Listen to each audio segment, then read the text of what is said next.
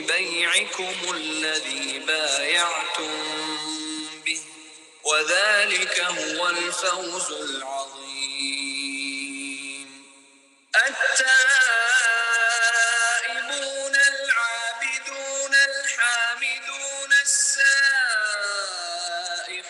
الراكعون الساجدون الآمرون بالمعروف والناهون عن المنكر والحافظون لحدود الله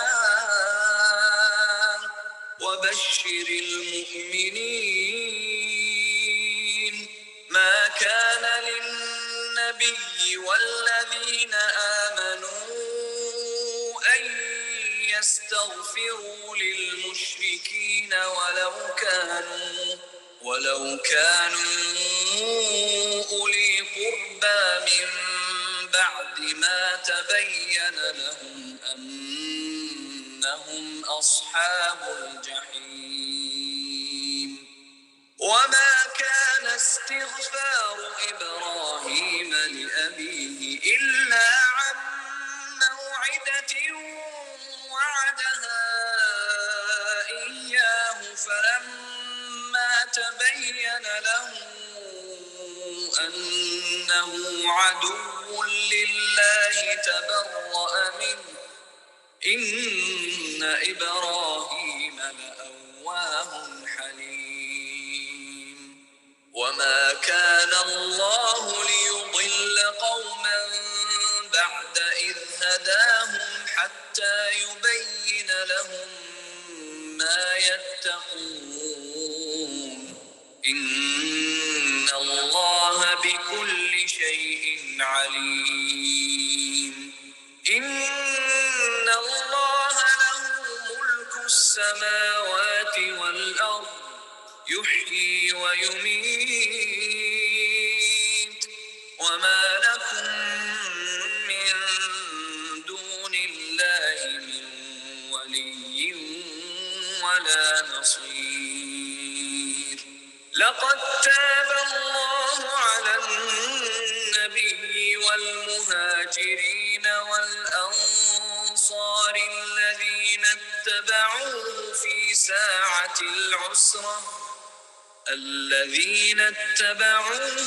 ساعة العسرة من بعد ما كاد يزيغ قلوب فريق منهم ثم تاب عليهم إنه بهم رؤوف رحيم. وعلى الثلاثة الذين خلفوا حتى إذا ضاقت عليهم الأرض بما رحبت وضاقت عليهم أنفسهم وظنوا أن لا ملجأ من الله إلا إليه ثم تاب عليهم ليتوبوا إن الله هو التواب الرحيم. أعوذ بالله من الشيطان الرجيم. بسم الله الرحمن الرحيم. سبحان الله وبحمده عدد خلقه ورضا نفسه وزینت عرشه ومداد کلمات. سبحان اللہ وبحمدہ سبحان اللہ العظیم. اللہم رب اشرح لی صدری ویسر لی امری واحلل عقدۃ من لسانی یفقہوا قولی. رب زدنی علما. تمام ساتھیوں کو السلام علیکم ورحمۃ اللہ وبرکاتہ. عزیز بہنوں، 110 آیت تک ہم نے کل اپنا دورہ قرآن کیا. آج آخری 19 آیتیں سورہ توبہ کی ہم کرتے ہیں اور اس کے بعد پھر انشاءاللہ سورہ یونس کا آغاز کریں. انتہائی اہم آیات ہیں ساتھیوں. اس میں اللہ تعالیٰ مومنین سے خطاب کرے گا، ان کے معاملے کو ڈسکس کرے گا، ان کے اعمال کس طرح کے ہونے چاہیے، وہ کس جو ہے شخصیتوں کے لوگ ہوتے ہیں ان کے بارے میں بات کرے گا. پھر انہی آیات میں اللہ تعالیٰ ان لوگوں کی معافی کا بھی اعلان کرے گا جن کے معاملے کو اللہ تعالیٰ نے ٹال دیا تھا. اور آخر میں اللہ تعالیٰ اپنے نبی کی شان کے بارے میں جو ہے وہ خصوصی طور پر جو آخری 2 آیات ہیں، جو نبی کریم صلی اللہ علیہ وسلم کی شخصیت کا ایک پہلو جس میں بہت زیادہ نمایاں ہو کر آئے گا، جس کو اللہ تعالیٰ جو ہے وہ مومنین کے لیے جو ہے وہ برکت اور رحمت کا باعث بنائے گا، وہ بھی انشاءاللہ تعالیٰ ہم ان کو بھی دیکھیں گے. چلیے پھر آغاز کرتے ہیں. حقیقت یہ ہے کہ اللہ نے مومنوں سے ان کے نفس اور ان کے مال جنت کے بدلے خرید لیے ہیں کہ ایک وہ انسان ہے جو ایمان لے کر آنے کے بعد نفاق کرتے ہیں، اللہ کے ساتھ دھوکہ بازی کرنے کی کوشش کرتے ہیں، اور اپنے دھوکے کو کور کرنے کے لیے نبی کے سامنے قسمیں کھاتے ہیں۔ آج بھی ایسے لوگ ہیں جو یہ کام کرتے ہیں، لیکن اصل کون لوگ ہیں، خالص کون لوگ ہیں، مکھن کون ہے؟ وہ کیا ہے؟ وہ لوگ کہ جنہوں نے اپنے نفس اور اپنے مال جنت کے بدلے خرید لیے، اللہ کو بیچ دیا ہے، اللہ تعالیٰ کو نا اپنا آپ جو ہے وہ اللہ کو بیچ دیا ہے۔ اور اس کا مطلب یہ ہے کہ مطلب میں یہ بات سمجھ لوں کہ میری ہر چیز جو ہے وہ اللہ ہی کی ہے نا، اللہ ہی کی طرف سے ہے، اور میں اپنی ہر چیز کو اللہ کے سپرد کر دوں۔ جب میں اپنی خواہش سے اپنی چیزوں کو اللہ کے سپرد کر دوں گی تو پھر اللہ میرا نگہبان ہے، پھر وہ میرے لیے کام جو ہے وہ آسان کرے گا نا۔ یعنی یہ بات ہے کہ میں اللہ سے اپنے وعدہ جو تھا، میرا وعدہ جو ہمارا وعدہ اللہ کے ساتھ ہے وہ یہ کہ اللہ تعالیٰ ہم آپ کی اطاعت کریں گے، آپ کی فرما برداری کریں گے، اس فرما برداری میں جو ہم سے غلطیاں ہو جائیں گی آپ انہیں معاف کر دیجیے گا، لیکن ہماری جان بھی آپ کے لیے ہے، ہمارا مال بھی آپ کے لیے ہے، ہماری صلاحیتیں بھی آپ کے لیے ہیں، ہماری اولاد بھی آپ کے لیے ہے، ہمارے گھر بھی آپ کے لیے ہے نا، سب آپ کے لیے ہیں۔ اور پھر اللہ تعالیٰ جو ہے نا اللہ کی راہ میں یہ لڑتے ہیں، مارتے ہیں اور مرتے ہیں۔ مطلب یہ کہ وقت آنے پر جو بھی اللہ کا مطالبہ ہوتا ہے وہ اس کو کر گزرتے ہیں نا، حق کے ساتھ کھڑے رہتے ہیں۔ اللہ کی راہ میں لڑنا جو ہے وہ بہت بڑا حق ہے۔ مطلب کوئی آدمی کو کوئی چیز بالکل کلیئر ہوتی ہے جب ہی آپ کسی چیز کو مطلب اپنے ہاتھوں سے اور اپنے ویپن سے جو ہے ڈیفینڈ کرتے ہیں نا، پھر اللہ کے راستے میں، حق کے راستے میں جو ہے ان کو اس بات کی فکر نہیں ہوتی کہ ہم جو ہے وہ مر جائیں گے، ہماری جان چلی جائے گی۔ اور ان کو یہ بھی ہوتا ہے کہ جن کے اوپر وہ یہ کام کر رہے ہیں، جن کے اوپر وہ ہاتھ اٹھا رہے ہیں، اسی وقت تک اٹھائیں گے جب تک وہ نقصان دہ ہیں۔ جیسے ہی ان کا نقصان ختم ہو جائے گا وہ پیچھے ہٹ جائیں گے، وہ ختم ہو جائیں گے، وہ سرنڈر کر دیں گے، ہمارا ہاتھ پھر ان کے اوپر نہیں اٹھے گا، بلکہ ہم ان کے لیے مہربان ہو جائیں گے۔ ان سے جنت کا وعدہ ہے، اللہ کے ذمے ایک پختہ وعدہ ہے، تورات میں بھی اور انجیل میں بھی۔ اور یہ بات تورات اور انجیل میں ہمیں جو ہے اس کی بالکل مطلب آیات ملتی ہیں انجیل میں، اور وہ کون ہے جو اللہ سے بڑھ کر اپنے عہد کو پورا کرنے والا ہے۔ بس خوشیاں مناؤ اپنے اس سودے پر جو تم نے خدا سے چکا لیا، یہی بڑی کامیابی ہے۔ یہ کیا ہے؟ فوز العظیم ہے، اللہ کی طرف بار بار اب یہ جو بڑی کامیابی ہے، جنہوں نے جو اللہ سے بڑھ کر اپنے عہد کو پورا کرنے والا اور کون ہوگا؟ بس خوشیاں مناؤ اپنے اس سودے پر۔ اب یہ سودا کرنے والوں کی صفات جو ہے وہ کیا ہے کہ وہ اللہ کی طرف بار بار پلٹنے والے ہیں۔ یعنی ایسا ہوگا کہ غلطیاں ہوں گی اللہ کے راستے میں، ہم اللہ ہی کو راضی کرنے کے لیے کوشش کر رہے ہوں گے، لیکن غلطیاں ہوں گی نا۔ جیسے ہی غلطی ہوگی میں فوراً سوچوں گی یا اللہ یہ تو غلطی ہو گئی، میں تو آپ کو راضی کرنے کے لیے نکلی تھی، لیکن یہ تو الٹا معاملہ ہو گیا۔ پلٹیں گے، توبہ کے ساتھ پلٹیں گے، بار بار پلٹیں گے، شعوری طور پر توبہ کریں گے۔ توبہ اس طرح کریں گے کہ پھر یعنی جو وقت ہمارا غلط کام میں گزرا ہوگا ہمیں یہ محسوس ہوگا کہ ہاں ہمارا دم گھٹ رہا ہے نا، ہمیں تکلیف ہوگی، ہم کوشش کر کے اس میں سے نکلنے کی کوشش کریں گے۔ اس کی بندگی بجا لانے والے نا پہلے توبہ کریں گے، پھر کیا کریں گے؟ توبہ کرنے کے ساتھ ہی اس کی بندگی بجا لائیں گے، ان کاموں سے اپنے آپ کو جو ہے وہ آراستہ کر لیں گے جن کا حکم اللہ تعالیٰ نے دیا ہے نا۔ پھر اس پورے کام میں آگے پیچھے جو بھی چیزیں ہوں گی، ہر وقت کیا چیز ہوگی؟ اللہ کی حمد ہوگی۔ مطلب ظاہر ہے جب اللہ کی بندگی کرنے کے لیے بندہ کھڑا ہوتا ہے تو اس کے راستے میں جو ہے وہ جو ہے امتحانات آتے ہیں۔ کبھی اس کو کوئی چیز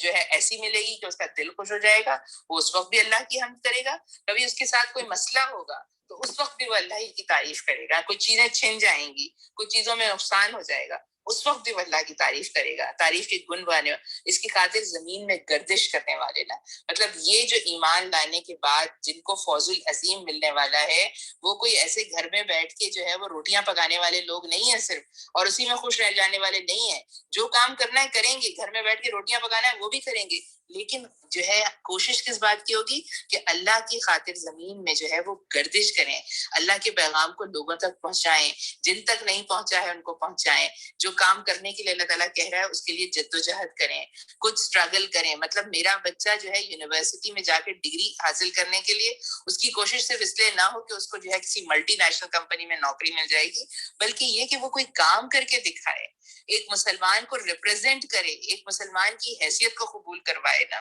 اس کے آگے رکوع اور سجدے کرنے والے ہوں گے. وہ کہیں بھی جاتا ہے، کہیں پہ بھی نوکری کرتا ہے، اس کی ایک آئیڈینٹیفیکیشن ہوگی کہ وہ مسلمان ہے، وہ اللہ کے سامنے جھکتا ہے، دن میں 5 بار اپنی جاب پہ سے لیو لیتا ہے، نکلتا ہے، اپنے کیوبیکل میں نماز پڑھتا ہے، اپنے آفس میں نماز پڑھتا ہے، مسجد جاتا ہے، مسجد جا کے نماز پڑھتا ہے. نیکی کا حکم دینے والے، بدی سے روکنے والے، اور اللہ کی حدود کی حفاظت کرنے والے نا. اب یہ جو چیزیں ہیں نا، یہ ساری وہ چیزیں ہیں جن کو ہم مطلب جن کے اوپر سے ہم گزر کے آئے ہیں، کہ جو ہمارے فرائض ہیں. ہمارے فرائض میں 5 وقت کی نماز اور رمضان کے 30 روزے اور سال میں ایک دفعہ زکوٰۃ اور زندگی میں ایک دفعہ حج صرف نہیں ہے. یہ ہمارا فرض ہے، امت مسلمہ کا فرض ہے کہ وہ نیکی پہ قائم رہے گی، قائم رہنے کے بعد اس کا حکم دے گی، اور پھر لوگوں کو غلط کاموں سے روکے گی.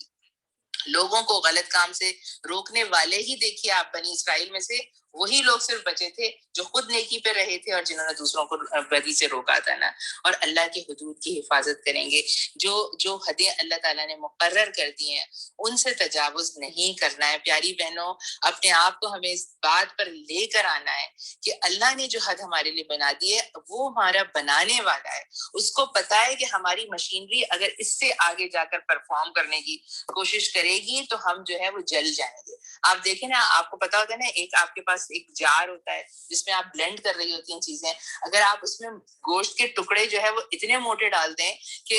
اس کا جو بلیڈ ہے وہ کام نہ کر سکے، تو ہوتا یہ کہ تھوڑی دیر وہ مشین چلتی ہے، اس کے بعد آپ کو اس کے اندر سے بو آنے لگتی ہے اور وہ جل جاتی ہے. تو اللہ نے جو حدیں رکھی ہیں نا، اب ان حدود کا پورا خیال رکھیں نا. کیسے ان حدود میں ہمارا لباس کے حدود بھی ہیں، ان حدود میں ہماری زبان کے بھی حدود ہیں، کلام کے بھی حدود ہیں، اخلاق کے بھی حدود ہیں. ہر چیز میں مجھے آپ کو سوچنا ہے کہ ہم مسلمان عورتیں، ہم مسلمان مائیں، ہمارے کیا حدود ہیں. اس شان کے ہوتے ہیں وہ مومن جو اللہ سے خرید و فروخت کے یہ معاملے طے کرتے ہیں. اور اے نبی صلی اللہ علیہ وسلم، ان مومنوں کو خوشخبری دے دو. نبی کو اور ان لوگوں کو جو ایمان لائے زیبا نہیں کہ مشرکوں کے لیے مغفرت کی دعا کریں، چاہے وہ ان کے رشتہ دار ہی کیوں نہ ہو، جبکہ ان پر یہ بات کھل چکی ہے کہ وہ جہنم کے مستحق ہیں. ابراہیم نے اپنے باپ کے لیے جو دعائے مغفرت کی تھی وہ تو اس وعدے کی وجہ سے تھی جو اس نے اپنے باپ سے کیا تھا، مگر جب اس پر یہ بات کھل گئی کہ اس کا باپ خدا کا دشمن ہے تو وہ اس سے بیزار ہو گیا. حق یہ ہے کہ ابراہیم بڑا رقیق القلب اور خدا ترست اور پرتبار آدمی تھا. کیسی پیاری تعریف ہوتی ہے نا. آپ قرآن میں ابراہیم علیہ السلام کے بارے میں جب کوئی آیت پڑھیں، یعنی ابھی ابراہیم علیہ السلام کا نام نہیں آیا ہوتا اور آپ کو پتا ہوتا ہے کہ آگے جو ہے ابراہیم علیہ السلام کا نام آنے والا ہے. یہ نا ایک خاص جو ہے ظاہر ابراہیم علیہ السلام ہے، ابراہیم علیہ السلام کی جیسا ابراہیم علیہ السلام ہے نا، مطلب ان کے تو کوئی کیا ہی بات ہے نا، خلیل ہے، اللہ کے دوست ہے. لیکن کبھی کبھی نا انسان کو یہ سوچنا چاہیے کہ کہیں ایسا ہو، یعنی کہیں آسمانوں میں ایسا ہو کہ کہیں پر ہمارا بھی ذکر ہو نا، یعنی اللہ کہے کہ ہاں یہ کام اگر کیا ہے نا تو اس نے کیا ہے نا، یہ کام یہ بڑی خوبی سے یہ کام کرتا ہے. اور دیکھیں اللہ تعالیٰ نا ہر آدمی کو اللہ تعالیٰ نے ابراہیم علیہ السلام کو وہ پوٹینشیل دیا تھا، انہوں نے اپنے پوٹینشیل پر اللہ تعالیٰ سے دوستی کی نا. میرے اور آپ کے پاس بھی کچھ ہے، میں اور آپ بھی اللہ کے ساتھ دوستی کر سکتے ہیں. بس دوستی کا معاملہ کیا ہے کہ دوستی کو نبھانا پڑتا ہے نا. دوستی کبھی ون سائیڈڈ نہیں ہو سکتی. ہم یہ نہیں کہہ سکتے اللہ میاں دوست بنا لیا، آپ بن جائیں دوست، آپ نوازتے رہیں، آپ کھلاتے رہیں. ہمیں بھی کچھ اللہ کے راستے میں کرنا ہوگا نا. اللہ کا یہ طریقہ نہیں کہ لوگوں کو ہدایت دینے کے بعد پھر گمراہی میں مبتلا کرے جب تک کہ انہیں صاف صاف بتا نہ دے کہ انہیں کن چیزوں سے بچنا ہے. حقیقت در حقیقت اللہ ہر چیز کا علم رکھتا ہے، اور یہ بھی واقعہ ہے کہ اللہ ہی کے قبضے میں آسمان اور زمین کی سلطنت ہے، اسی کے اختیار میں زندگی اور موت ہے، اور تمہارا کوئی حامی اور مددگار ایسا نہیں جو تمہیں اس سے بچا لے. اب یہ دیکھیں اللہ تعالیٰ جو ہے نا ہمارے لیے صاف صاف باتوں کو بالکل جو ہے نا ہمارے لیے بہم پہنچا رہا ہے، ہمیں بتا رہا ہے کہ کن کن چیزوں سے بچنا ہے اور کن کن چیزوں کو اختیار کرنا ہے نا. میرے اور آپ کے سامنے مسلسل جو ہے پچھلے 1.5 مہینے سے یا مہینے سے زیادہ سے جو ہے آ رہی ہیں چیزیں، اور ہماری زندگیوں میں ایسے بہت سارے مہینے گزرے ہیں جب ہم پورے دورہ قرآن پہ سے گزرے ہیں. جو لوگ پہلی دفعہ گزر رہے ہیں وہ اس کو بڑا ویلیو کریں آپ اس وقت کو جو اس وقت آپ گزار رہے ہیں. اللہ نے معاف کر دیا نبی کو اور ان مہاجرین اور انصار کو جنہوں نے بڑی تنگی کے وقت میں نبی کا ساتھ دیا. اگرچہ ان میں سے کچھ لوگوں کے دل کی کجی کی طرف مائل ہو چلے تھے، مگر جب انہوں نے اس کجی کا اتباع نہ کیا بلکہ نبی کے ساتھ ہی دیا تو اللہ نے انہیں معاف کر دیا. بے شک اس کا معاملہ ان لوگوں کے ساتھ شفقت اور مہربانی کا ہے. اور ان تینوں کو بھی اس نے معاف کیا جن کے معاملے کو ملتوی کر دیا گیا تھا جب زمین اپنی ساری وسعت کے باوجود ان پر تنگ ہو گئی تھی، اور وہ ان کی اپنی جانیں بھی ان پر بار ہونے لگی، اور انہوں نے جان لیا کہ اللہ سے بچنے کے لیے کوئی جائے پناہ خود اللہ ہی کے دامن رحمت کے سوا نہیں ہے. تو اللہ اپنی مہربانی سے ان کی طرف پلٹا تاکہ وہ اس کی طرف پلٹ آئیں. یقیناً وہ بڑا معاف کرنے والا اور رحیم ہے. عزیز ساتھیوں، یہ جو صحابہ ہیں، آپ میں سے شاید کچھ لوگوں کو اس بارے میں معلوم ہوگا. بہرحال ایک دفعہ پھر دوبارہ تیزی سے اس واقعے پر سے گزرتے ہیں. یہ 3 صحابہ تھے جنہوں نے کوئی عذر نبی کریم صلی اللہ علیہ وسلم کے سامنے نہیں رکھا، اور انہوں نے سیدھی بات یہ کہی کہ ہمارے پاس کوئی عذر نہیں ہے اللہ کے نبی سوائے اس کے کہ ہم نے سستی سے کام لیا. ان میں کعب بن مالک، ہلال بن امیہ اور مرارہ بن ربی ہیں. ان میں سے جو آخر کے 2 صحابی ہیں یہ تو بدری صحابی بھی ہیں. حضرت کعب بن مالک غزوہ بدر میں تو شامل نہ تھے، لیکن اس کے بعد نبی کریم صلی اللہ علیہ وسلم کے ساتھ ہر مارکے میں شامل تھے. بہرحال سستی جو ہے ان کے اوپر چھائی رہی، اور وہ خود یہ کہتے ہیں کہ اس زمانے میں اپنی سستی کے بعد میں مدینہ میں دیکھ کر جو ہے کڑتا تھا کہ پیچھے رہ جانے والوں میں سے یا تو وہ ہیں جو منافقین ہیں یا وہ جو ضعیف ہیں یا مجبور ہیں نا. خیر بہرحال واپسی ہوئی. نبی کریم صلی اللہ علیہ وسلم 2 رکعت نماز پڑھتے تھے واپس آ کر، اور اس کے بعد جو ہے وہ لوگوں کے ساتھ بیٹھتے تھے. مختلف لوگ آئے، لوگوں نے اپنی بات کی. جب کعب بن مالک نبی کریم صلی اللہ علیہ وسلم کے پاس آئے تو اللہ کے نبی نے پوچھا اللہ کے نبی نے کہا تشریف لائیے، آپ کو کس چیز نے روکا نا. تو جو ان کے الفاظ آتے ہیں ان کا ترجمہ یہ ہے کہ خدا کی قسم اگر میں اہل دنیا میں سے کسی کے سامنے حاضر ہوا ہوتا تو ضرور کوئی نہ کوئی بات بنا کر اس کو راضی کرنے کی کوشش کرتا. باتیں بنانی تو مجھے بھی آتی ہیں، مگر آپ کے متعلق میں یقین رکھتا ہوں کہ اگر اس وقت کوئی جھوٹا عذر پیش کر کے میں نے آپ کو راضی کر بھی لیا تو اللہ ضرور آپ کو مجھ سے پھر ناراض کر دے گا.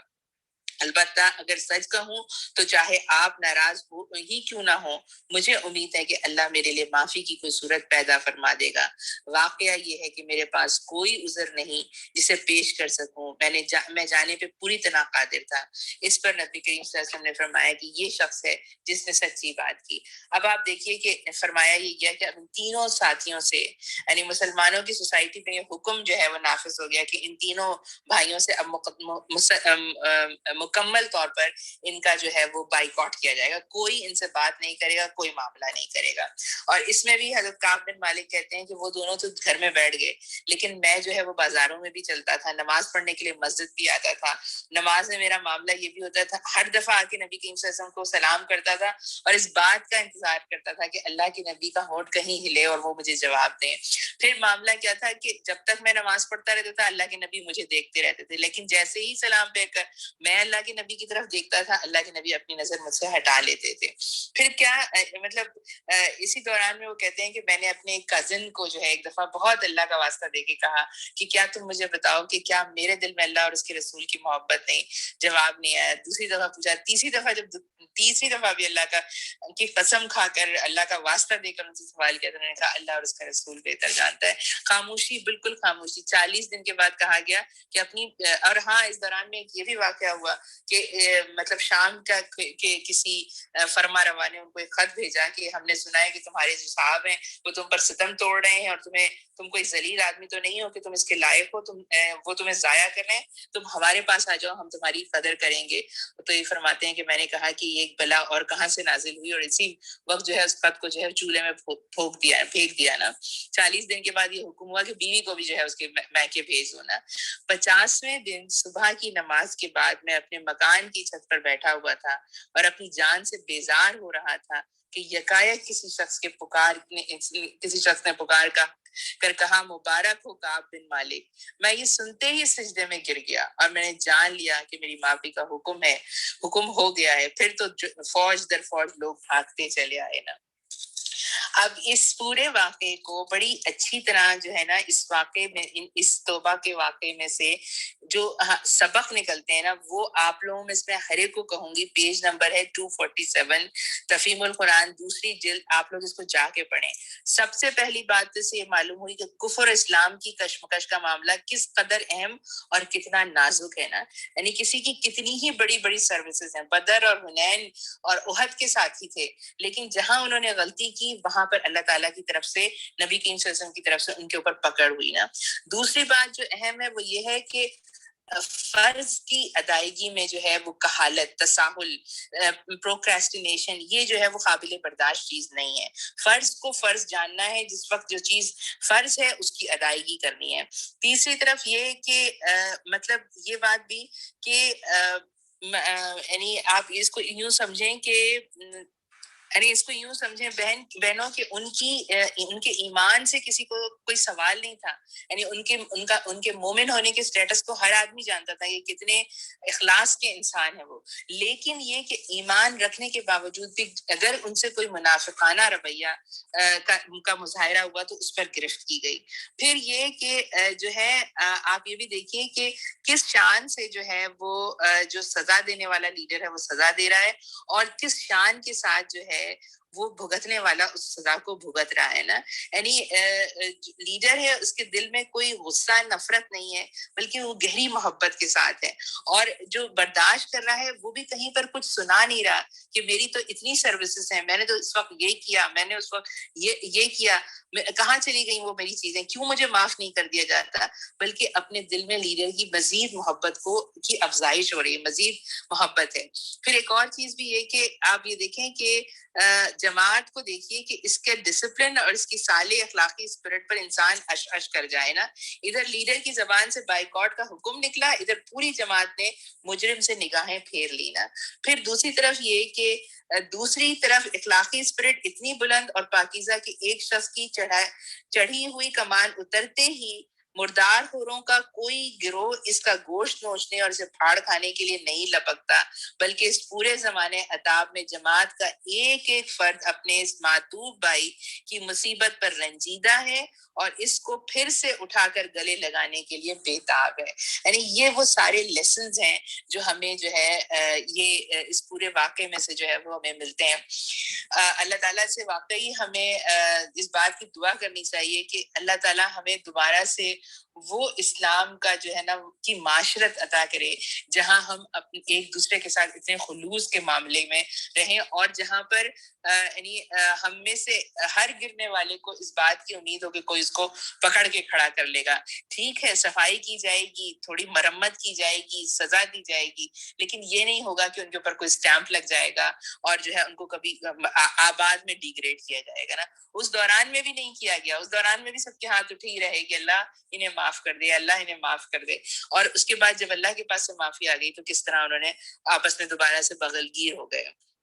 آگے اللہ تعالیٰ فرماتا ہے آیت نمبر 119 میں, اے لوگوں جو ایمان لائے ہو اللہ سے ڈرو اور سچے لوگوں کا ساتھ دو. مدینہ کے باشندوں اور گرد و نواح کے بدیوں کو یہ ہرگز زیبا نہیں کہ اللہ کے رسول کو چھوڑ کر گھر بیٹھے رہتے اور اس کی طرف سے بے پرواہ ہو کر اپنے نفس کی فکر میں لگ جاتے, اس لیے کہ ایسا کبھی نہ ہوگا کہ اللہ کی راہ میں بھوک پیاس اور جسمانی مشقت کی کوئی تکلیف ہو جھیلیں, اور منکرین حق کو جو راہ ناگوار ہے اس پر کوئی قدم وہ اٹھائیں, اور کسی دشمن سے عداوت حق کا کوئی انتقام وہ لیں, اور اس کے بدلے ان کے حق میں ایک عمل صالح نہ لکھا جائے. یقیناً اللہ کے یہاں محسنوں کا حق الخدمت مارا نہیں جاتا. اسی طرح یہ بھی کبھی نہ ہوگا کہ راہ خدا میں تھوڑا یا بہت کوئی خرچ وہ اٹھائیں اور صحیح جہاد میں کوئی وادی وہ پار کریں اور ان کے حق میں اسے لکھا نہ جائے, تاکہ اللہ ان کے اس اچھے کارنامے کا صلہ انہیں عطا کرے. لیکن پیاری بہنوں یہاں پر جو ہے ایک تو بات یہاں پر یہ آ رہی ہے کہ اے لوگوں جو ایمان لائے ہو اللہ سے ڈرو اور سچے لوگوں کا ساتھ دو. یعنی اللہ سے ڈرنا اور سچائی کا ساتھ دینے کے لیے بڑا ضروری ہے کہ ہم سچے لوگوں کے ساتھ رہیں، ہمارا اٹھنا بیٹھنا ان لوگوں کے ساتھ ہو، ہماری کمپنی میں وہ ہوں، ہم ایسی اجتماعیت میں ہوں جہاں پر نیک اور صالح اور سچے لوگ ہوتے ہیں نا۔ پھر ایک اور بات یہ کہ مطلب ہمیں جو ہے حق کے لیے جب ایفرٹ کرنی ہے تو ہمیں یعنی یہ ایک ایسی چیز ہے کہ جس میں جسمانی مشقت بھی آئے گی۔ آپ جب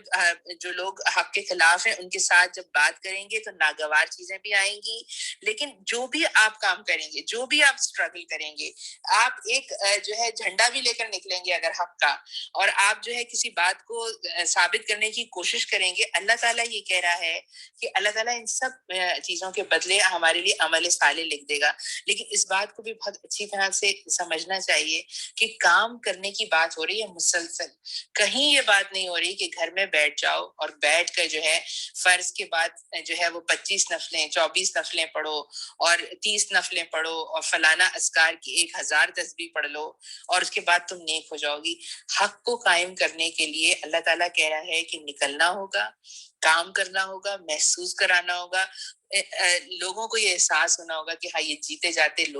جاگتے لوگ ہیں جو کہ کام ایسے کرتے ہیں کہ جن سے جو ہے وہ ان کی اپنی زندگیاں بھی سنورتی ہیں اور ان کی پوری سوسائٹی بھی سنورتی ہے نا۔ اور یہ کچھ ضروری نہ تھا کہ اہل ایمان سارے کے سارے ہی نکل کھڑے ہوتے، مگر ایسا کیوں نہ ہوا کہ ان کی آبادی کے ہر حصے میں سے کچھ لوگ نکل کر آتے اور دین کی سمجھ پیدا کرتے اور واپس جا کے اپنے علاقے کے باشندوں کو خبردار کرتے تاکہ وہ غیر مسلمانہ روش سے پرہیز کریں۔ یہ جو بات ہے نا، یہ بات اس لحاظ سے بھی ہے کہ مسلمان چاہے کہیں پر بھی رہتا ہو، کسی بھی جگہ، ہر جگہ کے مسلمانوں میں سے کچھ لوگ ایسے ضرور آنے چاہیے جو اپنے آپ کو اسلام کے لحاظ سے ایجوکیٹ کریں، ایجوکیٹ کرنے کے بعد وہ دوبارہ اپنے لوگوں میں جائیں اور اسلام کی تبلیغ کریں۔ اور یہ کام جو ہے نا ہمیں بھی سوچنا چاہیے، آج ہم یہاں پر ہیں، ہمارے پاس ہم میں سے جس کے پاس بھی یہ اپرچونٹی ہے کہ ہم دین کو سمجھ سکتے ہیں، پڑھ سکتے ہیں، اس کی زیادہ سے زیادہ نالج حاصل کر سکتے ہیں، اس نالج کو اپنی سیٹسفیکشن کے لیے نہ حاصل کریں کہ میرے پاس فلانی ڈگری آ جائے گی اور میرے پاس فلانی ڈگری آ جائے گی اور مجھے یہ کہا جائے گا کہ آپ یہاں سے بھی فارغ ہوئی ہوئی ہیں اور یہاں سے بھی فارغ التحسین ہے، آپ کے پاس جو ہے یہ اجازت بھی ہے اور یہ اجازت بھی ہے۔ بلکہ مقصد کیا ہے اس کا کہ ہم جائیں اور لوگوں کو، اپنے ان لوگوں کو جن تک دین کی بات نہیں پہنچی ہے، جن کو ابھی علم نہیں ہے، ان کو ایجوکیٹ کریں۔ اے لوگوں جو ایمان لائے ہو، جنگ کرو ان منکرین حق سے جو تم سے قریب ہیں، اور چاہیے کہ وہ تمہارے اندر سختی پائیں اور جان لو کہ اللہ متقیوں کے ساتھ ہے۔ سختی پانے کا مطلب یہ ہے کہ مسلمانوں کو جو ہے وہ نرم نوڈل کی طرح نہیں رہنا ہے کہ کوئی بھی ہمیں کسی بھی طرح جو ہے وہ پکڑ کے جو ہے وہ کھینچ لے اور ہم اس کے ساتھ جو ہے وہ لٹک کے چلے جائیں نا، بلکہ کیا کام کرنا ہے کہ اپنے اندر اپنے ایک کردار کی مضبوطی، سختی ہمارے اندر یہ ہونی چاہیے کہ ہمیں ہمارے جو حق کا سٹینڈ ہے اس سے کوئی ہمیں ہلا نہ سکے۔ جب کوئی نئی صورت نازل ہوتی ہے تو ان میں سے بعض لوگ مذاق کے طور پر مسلمانوں سے پوچھتے ہیں، کہو تم میں سے کس کے ایمان میں اضافہ ہوا؟ اس کا جواب یہ ہے کہ جو لوگ ایمان لائے ہیں ان کے ایمان میں تو فی الواقع ہر نازل ہونے والی صورت نے اضافہ ہی کیا ہے اور وہ اس سے دلشاد ہیں۔ البتہ جن لوگوں کے دلوں کو نفاق کا روگ لگا ہوا ہے، ان کی سابق نجاست ہر نئی صورت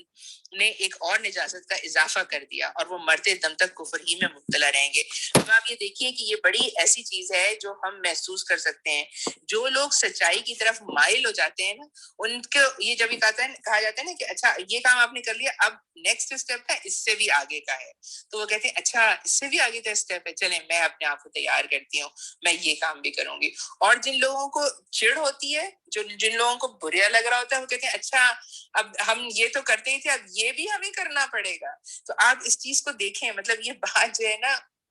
کسی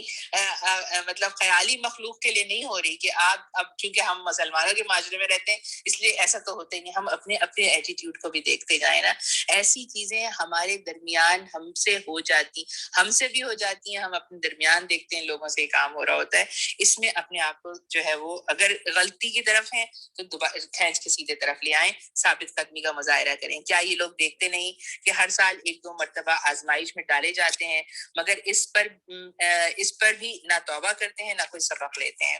جب کوئی صورت نازل ہوتی ہے تو یہ لوگ آنکھوں ہی آنکھوں میں ایک دوسرے سے باتیں کرتے ہیں کہ کہیں کوئی تم کو دیکھ تو نہیں رہا، پھر چپکے سے نکل بھاگتے ہیں۔ اللہ نے ان کے دل پھیر دیے ہیں کیونکہ یہ ناسمجھ لوگ ہیں۔ دیکھو تم لوگوں کے پاس ایک رسول آیا ہے جو تم میں سے ہی ہے، تمہارا نقصان میں پڑنا اس پر شاک ہے، تمہاری فلاح کا وہ حریص ہے، ایمان لانے والوں کے لیے وہ شفیق اور رحیم ہے۔ اب اگر یہ لوگ تم سے منہ پھیرتے ہیں تو اے نبی صلی اللہ علیہ وسلم ان سے کہہ دو، میرے لیے اللہ بس کرتا ہے، کوئی معبود نہیں مگر وہ، اسی پر میں نے بھروسہ کیا اور وہ مالک ہے عرش عظیم کا۔ میری بہت پیاری بہنوں، جیسے بالکل سورہ کے آغاز میں نے یہ بات رکھی تھی نا کہ یہ پوری سورہ جو ہے، آپ دیکھیے 127 نمبر جو ہے آیت جو تھی، وہاں تک منافقین کی بات تھی، اور اس کے بعد آخری 2 آیتوں میں اللہ تعالیٰ نے شان بتائی اپنے نبی کی نا، اور اللہ تعالیٰ یہ بتا رہا ہے کہ یہ نبی ایسا ہے کہ جو خود تمہارے اندر سے ہے نا، اور ہم صحیح ہے، ہم جو ہے وہ اللہ کے نبی پر ایمان لائے، ہمارے بزرگوں میں سے کوئی مسلمان ہو گیا تھا، ہو سکتا ہے ہمارا سب کا کنیکشن جو ہے وہ عرب کی سرزمین سے نہیں، بہت ہی کم کا ملتا ہے، یعنی امت جو اس وقت موجود ہے اس میں سے بہت تھوڑے ہیں جو نبی کریم صلی اللہ علیہ وسلم کے ہم کہیں نا کہ آپ کی جگہ کے تھے، آپ کے خاندان کے تھے، کہاں کے تھے، لیکن ہمارے دل جو ہے نا وہ کیا ہے، مطلب نبی کریم صلی اللہ علیہ وسلم کو ہم اپنے درمیان سے پاتے ہیں نا، ہمارا دل اندر سے اس بات کی گواہی دیتا ہے کہ اللہ کا نبی میرا ساتھی ہے نا۔ اللہ تعالیٰ کہہ رہا ہے کہ جس سے تم محبت رکھتے ہو نا، ایک مسلمان کی حیثیت سے، جو ہم کتنے کٹے پھٹے ہوں، جس چیز پر ہم بہت زیادہ یونائٹڈ ہیں نا، وہ یہ ہے کہ ہم سب اللہ کے نبی سے محبت رکھتے ہیں، وہ ہمارے اپنے ہیں، اور اللہ معاملہ کیا ہے کہ ہمارا نقصان میں پڑنا ان کے اوپر شاق گزرتا ہے، یعنی اللہ کے نبی نے پوری طرح سے اپنی زندگی میں اس بات کی کوشش کی کہ کوئی چیز امت کے لیے ایسی نہ ہو کہ جو امت کے لیے مسئلے والی بن جائے نا، اور اللہ تعالیٰ کے سامنے نبی کریم صلی اللہ علیہ وسلم کا معاملہ یہ کہ مسلسل اپنی امت کے لیے استغفار کر رہے ہیں نا، مسلسل معافی مانگ رہے ہیں، یعنی ان کے لیے بہت زیادہ جو ہے وہ بھاری چیز ہے کہ ان کی امت کے اوپر جو ہے وہ اللہ تعالیٰ ناراض ہونا۔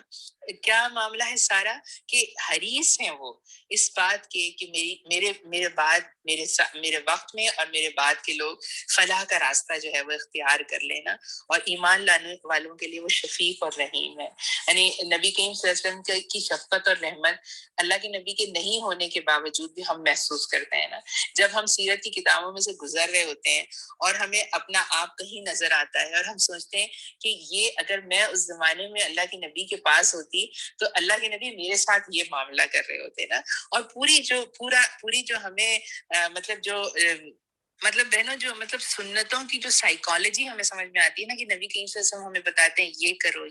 ایسے کرو، یعنی اللہ کے نبی ہمیں کھانا کھانا بھی سکھاتے ہیں، اللہ کے نبی ہمیں پانی پینا بھی سکھاتے ہیں، دودھ پینے کی بھی دعا سکھائی ہے، تم اپنے آپ کا خیال رکھو، اپنی جوانی کا خیال رکھو، شادی کرو، معاف کرو، بیوی کے ساتھ نوالا منہ میں رکھو گے تو جو ہے یہ سب سے بڑی نیکی ہوگی، گھر والوں کے ساتھ جو سب سے اچھا ہے وہ جو ہے وہ اللہ کی نظر میں بھی اچھا ہے، اپنے بھائی کا خیال رکھو۔ آپ دیکھیں نا کیسے وہ ایک صحابی تھے نا جن کو نبی کریم صلی اللہ علیہ وسلم نے کہا کہ میں اپنا یہ باغ اللہ کے راہ میں خرچ کرتا ہوں، آپ نے ان کو کہا کہ اپنے کزنز کا خیال رکھو، اپنے چچا زاد بھائیوں میں اس کو تقسیم کر دو، مطلب یہ، اور پھر کیا کہ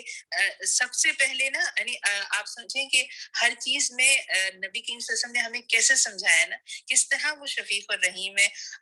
یعنی آپ کبھی اس چیز کو محسوس کریں کہ واقعی جب آپ کوئی ہانڈی پکاتی ہیں اور اس سنت کی بنیاد پر کہ اللہ کے نبی نے کہا کہ تم اپنی ہانڈی میں شوربہ بڑھا کے اپنی سہیلی کے گھر بھیج دو کھانا، تو یہ جو سہیلی کے گھر وہ ہنڈیاں جاتی ہے نا جس میں شوربہ پتلا ہوتا ہے، اس شوربے میں جو ذائقہ ہوتا ہے نا وہ کسی بھنے ہوئے گوشت میں نہیں ہوتا جو اس شوربے میں ہوتا ہے۔ پھر آپ دیکھیے کہ یعنی ہر چیز میں کیا ہے کہ نبی کریم صلی اللہ علیہ وسلم فیسیلیٹیٹ کر رہے ہیں، وہ ایک ام المومنین میں سے کوئی بیٹھی تھی نا جو فجر سے بیٹھی تھی جب تک نبی کریم صلی اللہ علیہ وسلم واپس آئے، جب تک وہ جو ہے ذکر کر رہی تھی، نبی کریم صلی اللہ علیہ وسلم نے کہا کہ تم یہ ذکر پڑھ لیا کرو، سبحان اللہ و بحمدہ عدد خلقہ و رضا نفسہ، یعنی آپ مسلسل جو ہے وہ امت کی بھلائی، فائدے، اپنا رحم کا اظہار کر رہے ہیں، اپنی شفقت کا اظہار کر رہے ہیں، اپنی زندگی میں کر کے گئے، اور اس کے بعد جو ہمیں چیزیں ملتی ہیں ہمیں اس سے اندازہ ہوتا ہے، جو معاشرے کا سب سے کمزور، سب سے معذور، سب سے معصوم جو ہے، اللہ کے نبی کو کوئی ملتا ہے یتیم بچہ، آپ اس کو اٹھا کے لے کر آتے ہیں اور کہتے ہیں کہ تو کیوں نہیں خوش ہو رہا نا جیسے باقی بچے خوش ہو رہے ہیں، وہ کہتا ہے میرا باپ نہیں ہے، تو کہتے ہیں کیسے نہیں ہے، آج سے محمد صلی اللہ علیہ وسلم تمہارا باپ ہے اور عائشہ تمہاری جو ہے وہ ماں ہے اور فاطمہ تمہاری بہن ہے. یعنی یہ جو چیزیں ہیں نا کہ آپ سوچیں نا واقعی نبی کریم صلی اللہ علیہ وسلم کی کیسی محبت تھی نا. میں تو جب بھی وہ بڑھیا کی کہانی سنتی ہوں نا جو مسلسل اللہ کے نبی کو برا بلا کہتی بھی جا رہی تھی اور اللہ کے نبی اس کا سامان اٹھاتے ہوئے لے کر گئے نا, تو یہ آپ کی شفقت اور محبت تھی, آپ کا رحم تھا. ہمیں جو ہے نبی کریم صلی اللہ علیہ وسلم کے ساتھ اپنے معاملے کو بڑا اسٹرانگ بنانے کی ضرورت ہے. یہ سورہ اپنے اختتام پہ پہنچی اور اب اللہ تعالیٰ یہ کہہ رہا ہے کہ اب اگر یہ لوگ تم سے منہ پھیرے, یعنی اتنے اعزاز کے بعد بھی اگر یہ لوگ تم اتنا کچھ ان کو کر رہے ہو, ان کو اتنی ان کے ساتھ محبت کا معاملہ کر رہے ہو, لیکن اب بھی اگر یہ تمہارے سے منہ پھیرے تو ان سے کہہ دو کہ حسبی اللہ, میرے لیے اللہ بس کرتا ہے. لا الہ الا ہوا علیہ توکلت وہو رب العرش العظیم نا, اور کوئی معبود نہیں مگر وہ, اور اسی پہ میں نے بھروسہ کیا اور وہ مالک ہے عرش عظیم کا. اللہ تعالیٰ ہمیں جو ہے اس سورہ کو مکمل کر لیا. ہم سورہ یونس کا جو ہے وہ آغاز کر لیں گے آج انشاءاللہ تعالیٰ, اور میرا خیال ہے کہ ہم جو ہے وہ اس کا جو ہے تھوڑا سا پس منظر اور اس طرح کی چیزوں کو کر لیتے ہیں. اللہ تعالیٰ سے بہت دعا کرتے ہیں کہ اللہ تعالیٰ ہمیں جو ہے وہ سورہ توبہ کو پڑھنے, سمجھنے اور اس میں سے عمل کے لیے نکات جو ہم نے نوٹ کیے ہوں گے ان پر عمل کرنے کی توفیق عطا فرمائے. آمین ثم آمین. اعوذ باللہ من الشیطان الرجیم, بسم اللہ الرحمن الرحیم. سورہ یونس جو ہے وہ مکی سورہ ہے اور نبی کریم صلی اللہ علیہ وسلم کے قیام مکہ کے چوتھے اور آخری دور میں نا, یعنی یہ 11 سے 13 نبی کے وسط میں کہیں پر جو ہے یہ نازل ہوئی ہے. اور سورہ ہود جو اس کے بعد آئے گی, اس کے ساتھ جو ہے اس کے مضامین بہت سارے ملتے جلتے بھی ہیں, اور محسوس یہ ہوتا ہے کہ دونوں صورتیں قریب قریب وقتوں میں جو ہے وہ نازل ہوئی. اس کے علاوہ یہ کہ یعنی اس سورہ کی خاص طور پر آیت نمبر 37, 94 اور 104 میں, اور آگے کی سورہ ہود کی بھی آیت نمبر 62 اور 110 میں, دونوں میں قرآن کی دعوت پر جو مشرکین کی طرف سے جو شک کا اظہار تھا اور نبی کریم صلی اللہ علیہ وسلم پر یہ الزام کہ آپ ساحر ہیں اور اس طرح کے الزامات, ان کو جو ہے وہ ڈسکس کیا گیا ہے نا. مرکزی مضمون جو ہے اس کا یہی بنتا ہے کہ قرآن مجید کے محکم دلائل کی روشنی میں منکرین رسالت, منکرین آخرت اور منکرین توحید, مشرکین مکہ پر اتمام حجت اور ان کے مطالبات اور اعتراضات کی جو ہے اللہ تعالیٰ یہاں جواب دے گا. اب آپ دیکھتے جائیے کہ یہ جو صورتیں آ رہی ہیں نا ایک کے بعد ایک, یہ بس یہ بتا رہی ہیں کہ اللہ تعالیٰ کی بات کھل کر سامنے آ رہی ہے. اب اس کھلی بات کو بھی کبھی انکار کر رہے ہو اگر, تو تمہارے پاس جو ہے آنے والا وقت تمہارے لیے کیا لے کر آئے گا. آیت نمبر 1 سے 2 میں اللہ تعالیٰ نے مطلب قرآن کی حکمت پر بات کی ہے, اہل ایمان کے لیے اس میں تبشیر ہے. پھر ساتھ میں جو ہے وہ مطلب اہل ایمان کے لیے خوشخبری ہے نا, اور جو لوگ ایمان لے آتے ہیں. پھر دوسرا جو اس کا پیراگراف ہے جو کہ آیت نمبر 3 سے لے کر آیت نمبر 20 تک بنتا ہے, اس میں قریش کے جو مشرکین اور منکرین آخرت ہیں ان سے جو ہے اللہ تعالیٰ نے ایک طرح کا مجادلہ کیا ہے نا, اور بالکل قرآن کی ان کا پوری طرح سے دفاع ہے اس میں. پھر تیسرا جو اس کا پیراگراف ہے اس میں آیت نمبر بنتی ہے 21 سے لے کر 46 تک, اور اس میں جو ہے قریش کی جو دنیا دارانہ اور جو مادہ پرست ان کی جو قیادت ہے اس کو اللہ تعالیٰ للکارے گا اور ان کو چیلنج کرے گا کہ تمہارا جو ہے وہ ایمان نہیں لانا دراصل جو ہے جو تمہارا دنیا سے محبت ہے یہ جو ہے تمہارے راستے میں آڑے آ رہی ہے نا. پھر چوتھا جو اس کا پیراگراف بنتا ہے وہ آیت نمبر 47 سے لے کے 58 تک بنتا ہے, کہ جس میں قریش کے جو منکرین رسالت اور منکرین قیامت ہیں ان سے اللہ تعالیٰ جو ہے وہ بالکل جو ہے وہ کھل کے بات کرے گا, مجادلہ کرے گا اور قرآن کا دفاع ہوگا نا یہاں پہ. پھر آیت نمبر 59 سے لے کے آیت نمبر 70 تک قریش کے مشرکانہ عقائد اور خود ساختہ ان کی جو حلال اور حرام کے قوانین تھے اس کے بارے میں اللہ تعالیٰ بات کرے گا, اور یہ پوچھے گا کہ کس چیز کو تم نے کیوں حلال کر لیا اور کس کو کیوں حرام کیا ہے نا.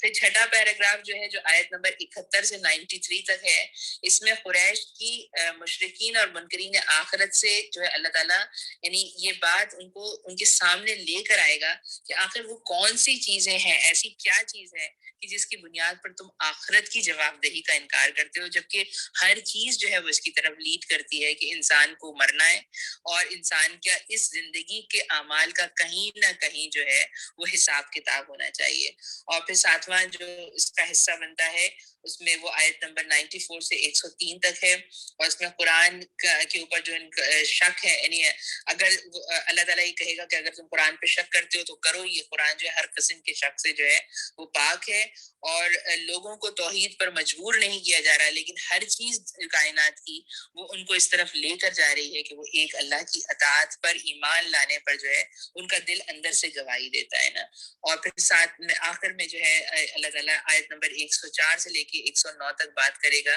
کہ قرآن پر ایمان لانے، قرآن کی پیروی کرنے اور صبر اور استقامت کا مظاہرہ کرنے کی اللہ تعالیٰ ہدایت کرے گا کہ جو لوگ اس پر ایمان لے آتے ہیں اور جو اس کی پیروی کرتے ہیں ان کو یہ کام کرنا ہوگا کہ وہ صبر اور استقامت کے ساتھ اس دعوت کے ساتھ اس کتاب کے ساتھ جو ہے اپنے آپ کو ٹھوک کر رکھیں۔ تو یہ بنیادی طور پہ مضامین ہیں جو اس کتاب جو اس سورہ میں آئیں گے۔ حضرت یونس علیہ السلام کی بھی بات آئے گی، ان کا جب ذکر آئے گا اسی ذکر پر جو ہے اس سورہ کا جو ہے وہ نام رکھا گیا ہے۔ بسم اللہ الرحمن الرحیم، الف لام را، یہ اس کتاب کی آیات ہیں جو حکمت اور دانش سے لبریز ہیں۔ کیا لوگوں کے لیے عجیب بات ہوگی کہ ہم نے خود انہی میں سے ایک آدمی کو اشارہ کیا کہ غفلت میں پڑے ہوئے لوگوں کو چوکنا کر دے، اور جو مان لے ان کو خوشخبری دے دے کہ ان کے لیے ان کے رب کے پاس سچی عزت اور سرفرازی ہے۔ کیا یہی وہ بات ہے جس پر منکرین نے کہا کہ یہ شخص کھلا جادوگر ہے؟ حقیقت یہ ہے کہ تمہارا رب وہی خدا ہے جس نے آسمان اور زمین کو 6 دنوں میں پیدا کیا، پھر تخت حکومت پر جلوہ گر ہوا اور کائنات کا انتظام چلا رہا ہے۔ کوئی شفاعت سفارش کرنے والا نہیں ہے الا یہ کہ اس کی اجازت اس کے بعد شفاعت کرے۔ یہی اللہ تمہارا رب ہے، لہٰذا تم اس کی عبادت کرو، پھر کیا تم ہوش میں نہ آؤ گے؟ اسی کی طرف تم سب کو پلٹ کر جانا ہے، یہ اللہ کا پکا وعدہ ہے۔ بے شک پیدائش کی ابتدا وہی کرتا ہے، پھر وہی دوبارہ پیدا کرے گا، تاکہ جو لوگ ایمان لائے اور جنہوں نے نیک اعمال کیے ان کو پورے انصاف کے ساتھ جزا دے، اور جنہوں نے کفر کا طریقہ اختیار کیا وہ کھولتا ہوا پانی پیئیں گے اور دردناک سزا بھگتیں گے اس انکار کے حق کی پاداش میں جو وہ کرتے رہے۔ اللہ تعالیٰ ہمیں محفوظ رکھے۔ وہی ہے جس نے سورج کو جیالہ بنایا اور چاند کو چمک دی، اور چاند کے گھٹنے بڑھنے کی منزلیں ٹھیک ٹھیک مقرر کر دیں تاکہ تم اس سے برسوں اور تاریخوں کے حساب معلوم کرو۔ اللہ نے یہ سب کچھ کھیل کے طور پر نہیں بلکہ بامقصد ہی بنایا ہے۔ وہ اپنی نشانیوں کو کھول کھول کر پیش کر رہا ہے ان لوگوں کے لیے جو علم رکھتے ہیں۔ یقیناً رات اور دن کے الٹ پھیر میں اور اس چیز میں کہ جو اللہ نے آسمان اور زمین میں پیدا کی ہے نشانیاں ہیں ان لوگوں کے لیے جو غلط بینی اور غلط روی سے بچنا چاہتے ہیں۔ حقیقت یہ ہے کہ جو لوگ ہم سے ملنے کی توقع نہیں رکھتے اور دنیا کی زندگی ہی پر راضی ہیں اور مطمئن ہو گئے ہیں، اور جو ہماری نشانیوں سے غافل ہیں، ان کا آخری ٹھکانہ جہنم ہوگا، ان برائیوں کی پاداش میں جن کا اکتساب وہ اپنے اس غلط عقیدے اور غلط طرز عمل کی وجہ سے کرتے رہے۔ اور یہ بھی حقیقت ہے کہ جو لوگ ایمان لائے، یعنی جنہوں نے ان صداقتوں کو قبول کیا جو اس کتاب میں پیش کی گئی ہیں اور نیک عمل کرتے رہے، انہیں ان کا رب ان کے ایمان کی وجہ سے سیدھی راہ چلائے گا۔ نعمت بھری جنتوں میں ان کے نیچے نہریں بہیں گی، وہاں ان کی سزا یہ ہوگی کہ پاک ہے تو اے خدا، ان کی دعا یہ ہوگی کہ سلامتی ہو، اور ان کی ہر بات کا خاتمہ اس بات پر ہوگا کہ ساری تعریف اللہ رب العالمین کے لیے ہے۔ پیاری بہنوں، سورہ یونس کے بالکل آغاز میں اللہ تعالیٰ جس طرح اپنے نبی کی جو ہے یعنی رسول کی بات کو ماننے یا تمہارے درمیان سے خود تمہارا اپنا ایک بھائی کھڑا ہو رہا ہے اور تمہاری اصلاح کر رہا ہے، لیکن تم اس کی اصلاح کو قبول کرنے کے بجائے اس پر یہ الزام لگا رہے ہو کہ وہ جادوگر ہے، تو اللہ تعالیٰ یہ پوچھ رہا ہے کہ وہ ایسی تم سے کون سی بات کر رہا ہے کہ جس میں تمہیں یہ لگتا ہے کہ وہ تمہاری اصلاح کے علاوہ کسی اور چیز کا خواہش مند ہو؟ یعنی وہ جو بھی باتیں کہتا ہے اس میں کوئی ایسی بات ہے کیا کہ جس سے اس کی ذات کو فائدہ ہوتا ہے یا اس کے قوم کو فائدہ ہوتا ہے یا اس کے خاندان کو فائدہ ہوتا ہے؟ مطلب اس میں کوئی بھی چیز نہیں سوائے اس کے کہ تم جس غفلت والی زندگی میں پڑے ہوئے ہو، جن مطلب سوشل سسٹمز کو تم نے ایجاد کر لیا ہے، جس طرح تم جو ہے وہ اللہ تعالیٰ کے ساتھ اللہ کو مانتے بھی ہو لیکن اس کے ساتھ شرک کرتے ہو، جس طرح تم نے اپنے معاملات کو جو ہے وہ بگاڑا ہوا ہے، جس طرح اپنی سوسائٹی میں لوگوں کو تقسیم کیا ہوا ہے، عزت اور ذلت کے جو تم نے اصول بنا لیے ہیں، کسی کہیں پر جو ہے وہ بیٹی کو جو ہے وہ دفن کیا جا رہا ہے، کہیں غلاموں پہ ظلم ہو رہا ہے. مطلب کیا تم یہ سمجھتے ہو کہ یہ پیغمبر جو تمہیں یہ بتا رہا ہے کہ تم یہ کام اپنی غفلت سے نکل آؤ اور اپنی ان چیزوں کو صحیح کر لو، اور تم یہ دیکھ رہے ہو کہ جو بھی اس کے پیغام کو جو ہے قبول کر رہا ہے ان کے اوپر اثر جو ہو رہا ہے وہ یہ ہے کہ ان کی زندگیاں سنوری جا رہی ہیں. وہ جن اخلاق کے مالک تھے پہلے، ان اخلاق سے بہت بڑھ کر بہت بہترین انسان بن رہے ہیں. اور تم یہ دیکھ رہے ہو کہ ایک آہستہ آہستہ تمہارے ہی درمیان سے ایک ایسا جو ہے وہ خیر کا گروپ بننا شروع ہو گیا ہے کہ جن کے اندر وہ صفات ہیں کہ جن کو تم بھی مانتے ہو کہ جو انسانی صفات میں بہتر صفات ہیں. تو تم ایسے نبی کو آخر کس طرح سے یہ کہہ سکتے ہو کہ وہ جو ہے وہ ساحر اور جادوگر ہے نا؟ پھر آپ کو اللہ تعالیٰ یہاں پر یہ بتاتا ہے اس رکوع کے پہلے ہی رکوع میں کہ یہ جو اتنی پوری سسٹمیٹک دنیا ہے نا، اور یعنی ظاہر ہے دیکھیے پیاری بہنوں، یہ بات جو ہے آج سے 1400 سال پہلے کے انسان کے سامنے بھی رکھی جا رہی ہے، اور آج میرے اور آپ کے جیسے انسان کے سامنے بھی رکھی جا رہی ہے کہ اتنی ساری سسٹمیٹک دنیا جس نے بنائی ہے اس کا بنانے والا جو ہے وہ یقیناً کوئی ہے، اور جو اتنا زبردست ہے، جس نے ہر چیز اتنی آرگنائز بنائی ہے، اس کے پاس اس بات کا اختیار ہونا چاہیے کہ انسان اس کو جو ہے اپنا پروردگار مانے، انسان اس کو اپنا مالک اور آقا مانے، اور انسان یہ سمجھے کہ ہاں اسی کی فرما روائی جو ہے میرے اوپر ہونی چاہیے. اور یہ صرف بات مان لینے کی نہیں کہ میں نے کسی کو اپنا رب کہہ دیا، بلکہ اگر میں نے اس کو رب کہا ہے تو میں اس کی پرستش بھی کرنے والی بنوں. اگر وہ میرا آقا ہے تو میں اس کی غلام بننے والی بنوں نا. اور اگر میں یہ کہتی ہوں کہ ہاں اس نے کوئی کتاب نازل کی اور نظام زندگی دیا ہے اور اس کی فرما روائی ہے تو ہم اس کی اطاعت کرنے والے بنے نا. یہ والا معاملہ ہو. پھر آپ دیکھیں عزیز بہنوں، ہم یہ دیکھیں کہ اللہ تعالیٰ کس طرح آخرت کے عقیدے کو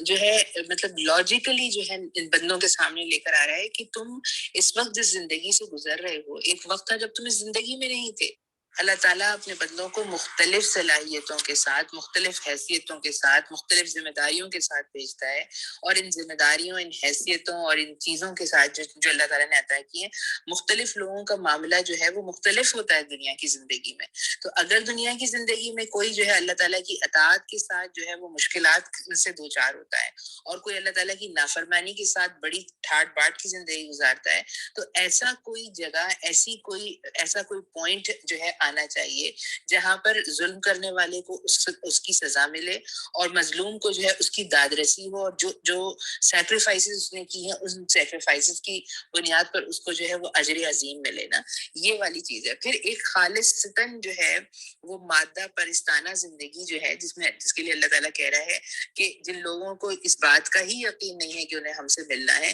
وہ ایک خاص قسم کی زندگی پر مطمئن ہو گئے ہیں. کہ اس وقت دنیا میں جو ایک بہت بڑا مسئلہ ہے وہ یہی ہے کہ لوگ کہتے ہیں کہ دین پر عمل کرنے کی کیا ضرورت ہے، جبکہ دین کے بغیر بھی جو ہے انسان جو ہے وہ ایک دوسرے کے ساتھ اچھی طرح رہ سکتے ہیں. اور اس میں پورے معاشروں کی ہمیں مثال دی جاتی ہے، ویسٹ کے معاشروں کی، اور ہمیں یہ سمجھایا جاتا ہے کہ وہاں پہ بھی لوگ خیرات کرتے ہیں، وہاں پہ بھی لوگ سچ بولتے ہیں، وہاں پہ بھی لوگ جو ہے وہ قانون کی پاسداری کرتے ہیں. ایمان لانے کے ساتھ عمل صالح کس اجر کا مستحق بناتا ہے انسان کو، اور بغیر ایمان کے عمل صالح جو ہے وہ دراصل ان کی وجوہات کیا ہوتی ہیں، اور کیوں اللہ تعالیٰ جو ہے وہ ان کو جو ہے وہ پھر آخرت میں وزن نہیں دے گا. یہاں پر انشاءاللہ سورہ یونس میں ہی ہم یہ بھی بات پڑھیں گے کہ اصل چیز یہ ہے کہ جس طرح ہم اچھی غذا کھا کر یہ سمجھتے ہیں نا کہ اچھی غذا کھانے کا فائدہ ہمیں اس وقت پہنچے گا کہ جب یہ غذا ہمارے جسم کے اندر ایبزارب ہو جائے، ہمارے خون میں گردش کرنے لگے، اور جس چیز کی ڈیفیشنسی ہے ہماری یہ غذا جو ہے اس ڈیفیشنسی کو پورا کر لے. تو یہ ایمان کی غذا جو مجھے اور آپ کو مل رہی ہے، یہ بھی اسی وقت فائدہ مند ہوگی جب ہم اس کو اچھی طرح اپنے اندر جذب کر لیں. جذب کرنے کے بعد جس چیز نے جہاں جانا ہے، میری جو زندگی کی جو باڈی ہے نا، اس میں جس چیز کو جہاں جا کے جو ایکشن کرنا ہے، جب ہم اپنے اعمال کے ایکشن کے ساتھ جو ہے انشاءاللہ تعالیٰ اللہ تعالیٰ کی اطاعت کریں گے تو ہماری پاس جو ہے وہ ہمارا ایک ہیلدی جو ہے وہ ایمان کا ایک ہیلدی لائف سٹائل والا ایمان جو ہے وہ انشاءاللہ تعالی ہمارے اندر ہوگا، اور اسے ہم خود سب سے پہلے خود محسوس کریں گے، اور پھر ہمارے اطراف والے بھی انشاءاللہ اس تبدیلی کو محسوس کریں گے۔ تھوڑی سی دیر کے لیے اس بات کو اچھی طرح دیکھیں گے کہ یہ جو انسانوں کا سوچنے کا انداز ہے نا کہ مذہب کے بغیر اور اللہ کے بغیر جو ہے وہ زندگی گزاری جا سکتی ہے اور اچھی طرح گزاری جا سکتی ہے، وہ کہاں تک جو ہے وہ ان کی بات میں وزن ہے، اور کیا وجہ ہے کہ اللہ تعالیٰ یعنی یا تو خدا بیزار لوگوں سے، یا یہ کہ مذہب بیزار لوگوں سے، یا یہ کہ اللہ تعالیٰ کے ساتھ شرک کرنے والے لوگوں سے، اور ان لوگوں سے جو ایمان نہیں لے کر آئے اور جنہوں نے نبی صلی اللہ علیہ وسلم کو آخری رسول نہیں مانا، ان کے نیک اعمال کو کیوں اللہ تعالیٰ وزن نہیں دیتا ہے نا۔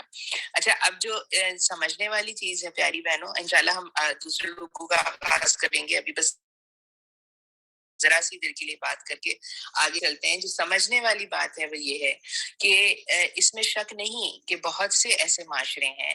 جو کہ اسلام سے دور ہیں، جن کے پاس جو ہے وہ اسلام کی صحیح تعلیمات نہیں ہیں، وہ اللہ تعالیٰ کو یا تو مانتے نہیں ہیں یا اس کے ساتھ شرک کرتے ہیں، اور سب سے بڑی بات یہ کہ قرآن کی ان کے پاس کوئی اہمیت نہیں ہے، نبی کریم صلی اللہ علیہ وسلم پر وہ ایمان نہیں لاتے، اور آخرت کی جواب دہی کا بھی ان کو کوئی خاص احساس نہیں ہے۔ ایسے معاشروں میں لوگ جو ہے وہ قانون کی پاسداری کیوں کرتے ہیں؟ لوگ ایک دوسرے کے ساتھ بھلائی کا معاملہ کیوں کرتے ہیں؟ لوگ ایک دوسرے کا خیال کیوں رکھتے ہیں؟ لوگ ایک دوسرے سے جھوٹ کیوں نہیں بولتے؟ لوگ جو ہے وہ بھلائی کے کام کرنے کو کیوں اچھا سمجھتے ہیں؟ تو اس کی جو بالکل بنیادی وجہ ہے وہ تو یہ ہے ساتھیوں کہ انسانی فطرت میں اللہ تعالیٰ نے کچھ چیزوں کی نیکی اور بھلائی کو رکھ دیا ہے۔ ہر ہر انسان جو فطرت پہ پیدا ہوا ہے، جو ہر انسان فطرت پہ پیدا ہوا ہے، اس کی فطرت جو ہے وہ اس کو یہ بات سمجھاتی ہے کہ جھوٹ بولنا بری بات ہے، چوری کرنا بری بات ہے، زنا کرنا بری بات ہے، کسی کا حق مارنا بری بات ہے، جو قانون بنا دیا گیا ہے اس کو توڑنا غلط بات ہے، چاہے کہ انسان اس کو توڑے، لیکن جب وہ توڑ رہا ہوتا ہے تو اس کو اس بات کا احساس ہوتا ہے۔ تو ان مذہب سے دور معاشروں میں یقیناً کچھ لوگ تو ایسے ہوتے ہیں جو اپنی فطرت میں خیر رکھتے ہیں اور خیر کے ساتھ یہ کام کرتے ہیں، اور بہت دفعہ ایسا ہوتا ہے کہ ان کا یہ خیر ہی ان کو جو ہے وہ حق کی طرف اور ہدایت کی طرف لے آتا ہے۔ لیکن ان معاشروں کی جو ایک بہت بڑی تعداد ہے لوگوں کی جو یہ کام کرتے ہیں، تو ان کی نیت اس کام کو کرنے کی خالصتاً یہ ہوتی ہے کہ اگر ہم کسی کے ساتھ بہتر معاملہ کریں گے تو آگے والا بھی ہمارے ساتھ بہتر معاملہ کرے گا، اور یہی جو چیز ہے نا، یہ اصول، اس کو انہوں نے اپنی زندگی کا اصول بنا لیا ہے کہ تم جو ہے وہ عزت کرو تو تمہاری عزت کی جائے گی، تم محبت کرو گے تو تم سے محبت کی جائے گی، تم کسی کے دکھ میں خیال رکھو گے اس کا تو کوئی تمہارے دکھ کا خیال رکھے گا۔ لیکن یہ جو چیزیں ہیں، یہ چونکہ اللہ کو خوش کرنے کے لیے نہیں کی جاتی، یہ چیزیں جو ہے آخرت میں اجر کے لیے نہیں کی جاتی، تو ہوتا یہ ہے کہ ہم اس بات کو بڑی اچھی طرح سے دیکھتے ہیں کہ اپنی انفرادی زندگیوں میں کچھ بھلائیوں کے ساتھ رہنے والے بھی جب اکٹھے ہو کر کسی سسٹم کو جو ہے وہ سپورٹ کرتے ہیں، تو اس میں ہم دیکھتے ہیں کہ یعنی کلیکٹیولی ان کی سوسائٹیاں اس بات سے بالکل بے نیاز رہتی ہیں کہ ان کی حکومتیں کن لوگوں کے ہاتھ میں جا رہی ہیں، ان کی حکومتیں لوگوں کے ساتھ کیا سلوک کر رہی ہیں، ان کی حکومتیں لوگوں کے ساتھ کس طرح کی ذاتی جو ہے اس کو جو ہے لیجیٹیمائز کر رہی ہیں۔ مطلب ہمیں یہ بات کا احساس ہوتا ہے کہ ان کو اپنی زندگیوں میں تو کسی کے ساتھ ظلم کرنا بری بات ان کو محسوس ہوتی ہے، لیکن کلیکٹیولی وہ بڑے بڑے ظلم جو دنیا میں مختلف جگہوں پر ان کے اپنے ہی نمائندہ حکومتیں کر رہی ہوتی ہیں، وہ اس سے بالکل ایک بے نیاز زندگی گزارتے ہیں، اور اس بے نیازی میں جو سب سے بڑی چیز ہوتی ہے وہ یہ کہ ہم اپنے طور پر جتنا کر سکتے ہیں وہ ہم کر رہے ہیں، ہم نے اپنی زندگی ٹھیک کر لی ہے، ساری دنیا کو سنوارنے کا جو ہے وہ جو ٹاسک ہے وہ ہمارا نہیں ہے، ہمیں بس اپنی زندگی میں اپنے لیے صحیح رہنا ہے، اور یہی جو ہے ان کا نظریہ ہے جس کے ساتھ وہ زندگی گزار رہے ہیں، اور یہی وجہ ہے کہ جب وہ انفرادی طور پر اس نظریے کے ساتھ زندگی گزارتے ہیں تو پھر ان کی آواز کبھی بھی ان لوگوں کے حق میں نہیں اٹھتی جن کے ساتھ ظلم اور زیادتی ہو رہا ہے نا۔ اچھا، اب ہم آگے چلتے ہیں، سورہ یونس کا دوسرا رکوع یعنی آیت نمبر 11 سے ہم اپنی بات کا آغاز کرتے ہیں۔ اللہ تعالیٰ فرماتا ہے اگر کہیں اللہ لوگوں کے ساتھ برا معاملہ کرنے میں بھی اتنی ہی جلدی کرتا جتنی وہ دنیا کی بھلائی مانگنے میں جلدی کرتے ہیں تو ان کی مہلت عمل کبھی کی ختم کر دی گئی ہوتی، مگر ہمارا یہ طریقہ نہیں، اس لیے ہم ان لوگوں کو جو ہم سے ملنے کی توقع نہیں رکھتے ان کی سرکشی میں بھٹکنے کے لیے چھوڑ دیتے ہیں۔ انسان کا یہ حال ہے کہ جب اس پر کوئی سخت وقت آتا ہے تو کھڑے اور بیٹھے اور لیٹے ہم کو پکارتا ہے، مگر جب اس کی مصیبت ڈال دیتے ہیں، جب ہم اس کی مصیبت ڈال دیتے ہیں تو ایسا چل نکلتا ہے گویا اس نے کبھی اپنے کسی برے وقت پر ہم کو پکارا ہی نہ تھا۔ اس طرح حد سے گزر جانے والوں کے لیے ان کی کرتوت خوشنما بنا دیے گئے ہیں۔ لوگوں تم سے پہلے کی قوموں کو جو اپنے اپنے زمانے میں برسر عروج تھیں ہم نے ہلاک کر دیا، جب انہوں نے ظلم کی روش اختیار کی اور ان کے رسول ان کے پاس کھلی کھلی نشانیاں لے کر آئے اور انہوں نے ایمان لا کر نہ دیا۔ اس طرح ہم مجرموں کو ان کے جرائم کا بدلہ دیا کرتے ہیں۔ اب ان کے بعد ہم نے تم کو زمین میں ان کی جگہ دی ہے تاکہ دیکھیں کہ تم کیسے عمل کرتے ہو۔ یعنی یہ وہی ساری باتیں ہیں جو کہ اللہ تعالیٰ جو ہے وہ پہلے بھی بتا چکا ہے۔ اس میں ایک بات بہت زیادہ جو ہے وہ غور کرنے کی ہے، اور وہ یہ کہ اللہ تعالیٰ سے جو لوگ دور ہوتے ہیں اور اللہ تعالیٰ کی احساس کے بغیر زندگی گزارتے ہیں، اللہ تعالیٰ ان کی مہلت عمل کو ان کو سرکشی میں بھٹکنے کے لیے چھوڑ دیتا ہے۔ یعنی اللہ کا معاملہ یہ ہے کہ وہ بندے کے ساتھ محبت کا معاملہ کرتا ہے۔ پہلی غلطی پر، دوسری غلطی پر، 10 غلطیوں پر عذاب نہیں آتا۔ عذاب جب آتا ہے جب ہم غلطی کے سسٹم کو رائج کر لینا۔ جب اللہ تعالیٰ کا عذاب آتا ہے تو اللہ تعالیٰ یہی کہہ رہا ہے کہ اس چیز کو اپنے طور پر جو ہے اچھی طرح دیکھو کہ تمہارے اعمال تمہیں کس طرف لے کر جا رہے ہیں۔ آگے اللہ تعالیٰ کہتا ہے جب انہیں ہماری صاف صاف باتیں سنائی جاتی ہیں تو وہ لوگ جو ہم سے ملنے کی توقع نہیں رکھتے کہتے ہیں کہ اس کے بجائے کوئی اور قرآن لاؤ اور اس میں کچھ ترمیم کرو۔ اے محمد صلی اللہ علیہ وسلم ان سے کہو میرا یہ کام نہیں ہے کہ میں اپنی طرف سے اس میں کوئی تغیر اور تبدل کر لوں، میں تو بس اس وحی کا پیرو ہوں جو میرے پاس بھیجی جاتی ہے۔ اگر میں اپنے رب کی نافرمانی کروں تو مجھے ایک بڑے ہولناک دن کے عذاب کا ڈر ہے۔ اور کہو اگر اللہ کی مشیت یہی ہوتی تو میں یہ قرآن تمہیں کبھی نہ سناتا اور اللہ تمہیں اس کی خبر تک نہ دیتا۔ آخر اس سے پہلے میں ایک عمر تمہارے درمیان گزار چکا ہوں، کیا تم عقل نہیں رکھتے؟ پھر اس سے بڑھ کر ظالم اور کون ہوگا جو ایک جھوٹی بات گھڑ کر اللہ کی طرف منسوب کرے یا اللہ کے واقعی آیات کو جھوٹا قرار دے۔ یقیناً مجرم کبھی فلاح نہیں پائیں گے۔ یہ لوگ اللہ کے سوا ان کی پرستش کر رہے ہیں جو ان کے لیے نہ نقصان پہنچا سکتے ہیں نہ نفع، اور کہتے ہیں کہ یہ اللہ کے یہاں ہماری سفارشی ہیں۔ اے محمد صلی اللہ علیہ وسلم ان سے کہو کیا تم اللہ کو اس بات کی خبر دیتے ہو جسے وہ نہ آسمان میں جانتا ہے اور نہ زمین میں؟ اے محمد صلی اللہ علیہ وسلم ان سے کہو کیا تم اللہ کو اس بات کی خبر دیتے ہو جسے وہ نہ آسمان میں جانتا ہے اور نہ زمین میں؟ پاک ہے وہ اور بالا اور برتر ہے اس شرک سے جو یہ لوگ کرتے ہیں۔ ابتداً سارے انسان ایک ہی امت تھے، بعد میں انہوں نے مختلف عقیدے اور مسلک بنا لیے، اور اگر تیرے رب کی طرف سے پہلے ہی ایک بات طے نہ کر لی گئی ہوتی تو جس چیز میں وہ باہم اختلاف کر رہے ہیں اس کا فیصلہ کر دیا گیا ہوتا۔ اور یہ جو کہتے ہیں کہ اے نبی صلی اللہ علیہ وسلم اور یہ جو کہتے ہیں کہ اس نبی پر اس کے رب کی طرف سے کوئی نشانی کیوں نہ اتاری گئی، تو اس سے کہو غیب کا مالک اور مختار تو اللہ ہی ہے، اچھا انتظار کرو میں بھی تمہارے ساتھ انتظار کرتا ہوں۔ عزیز بہنوں، آپ نے محسوس کیا ہوگا کہ اللہ تعالیٰ پچھلے رکوع میں بار بار یہ بات کہہ رہا ہے کہ وہ لوگ جو اللہ کی ملاقات کا انکار کرتے ہیں، وہ لوگ جو اللہ کی ملاقات کا انکار کرتے ہیں، لقا 2-3 جگہ آیا۔ تو آپ دیکھیے جو ہے بات یہاں تو ان لوگوں سے ہو رہی ہے جو اللہ سے ملاقات کا انکار کرتے ہیں۔ میرا اور آپ کا معاملہ تو الحمدللہ یہ نہیں ہے۔ ہم تو کہتے ہیں ہمیں اللہ سے ملاقات کرنی ہے، ہمیں ورنا ہے، ہمیں اللہ کے پاس جانا ہے، ہمیں کھڑے ہونا ہے۔ لیکن ذرا ٹھنڈے دل سے اپنے دل پر ہاتھ رکھ کے سوچئے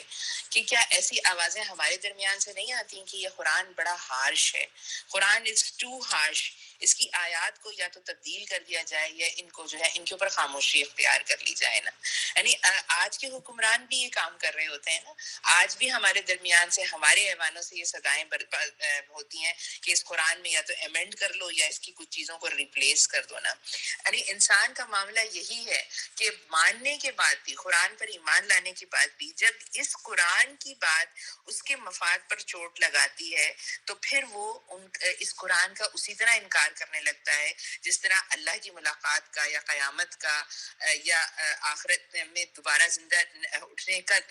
کے بارے میں لوگ انکار کرتے ہیں. تو اس چیز کو ذرا اپنے دل پر ہاتھ رکھ کے سوچئے کہ کب کب مجھے اور آپ کو قرآن جو ہے وہ مشکل لگتا ہے، کب ہمیں ایسا لگتا ہے کہ قرآن میں یہ بات نہیں آئی ہوتی تو زیادہ اچھا تھا. ہم اب یہ کیسے، بہت دفعہ آپ نے یہ بھی سنا ہوگا قرآن زیادہ مت پڑھو اور سمجھو، اگر زیادہ پڑھو گے اور سمجھو گے تو عمل کرنا پڑے گا، اس سے بہتر ہے کہ قرآن کو بند کر کے ہی رکھو نا. تو یہ روش ہماری کیا وہی اسی روش کی آیان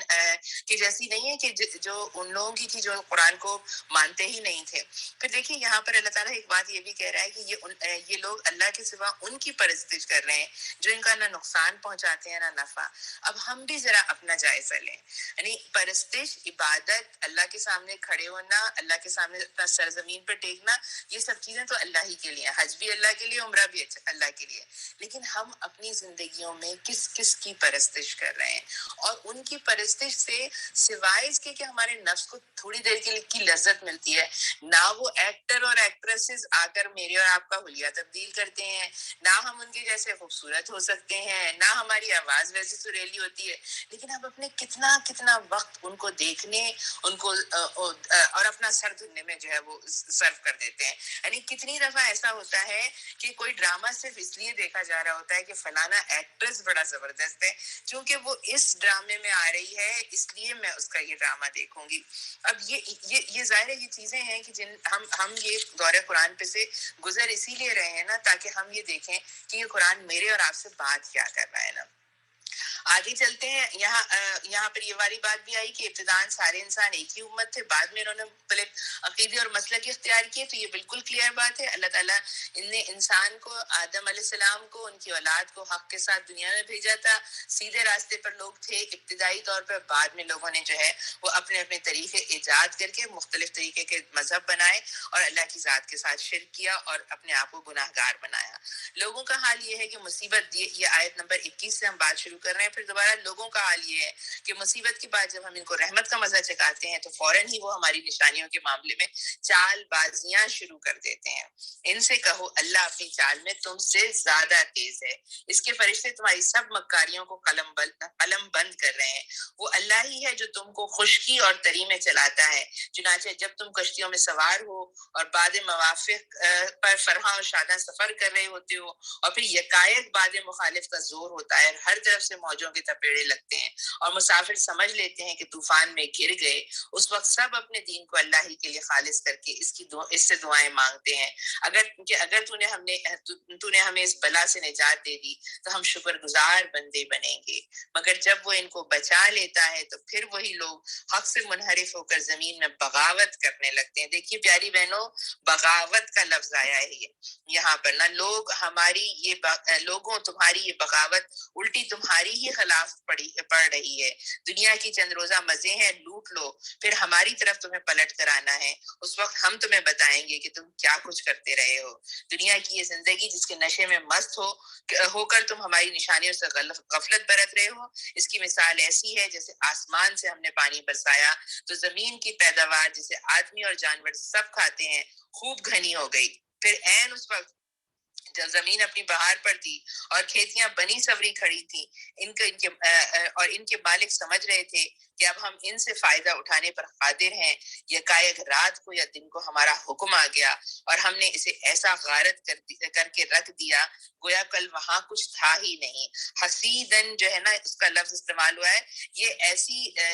وہ جو لان مورر ہوتا ہے نا، یا جو کیا ہوتے ہیں وہ جو ٹریکٹر اور اس طرح کی چیزیں ہوتی ہیں زمین پہ سے چیزوں کو اکھاڑ پھینکتی ہیں، تو اس اکھاڑ پھینکنے کے بعد زمین میں جو عجیب ایک طرح کی جو خشخشی سی رہ جاتی ہے نا، یعنی اللہ تعالیٰ کہہ رہا ہے کہ کل تک کھیتی کھڑی تھی اور آج زمین کا یہ حشر ہو گیا. اس طرح ہم نشانیاں کھول کھول کر پیش کرتے ہیں ان لوگوں کے لیے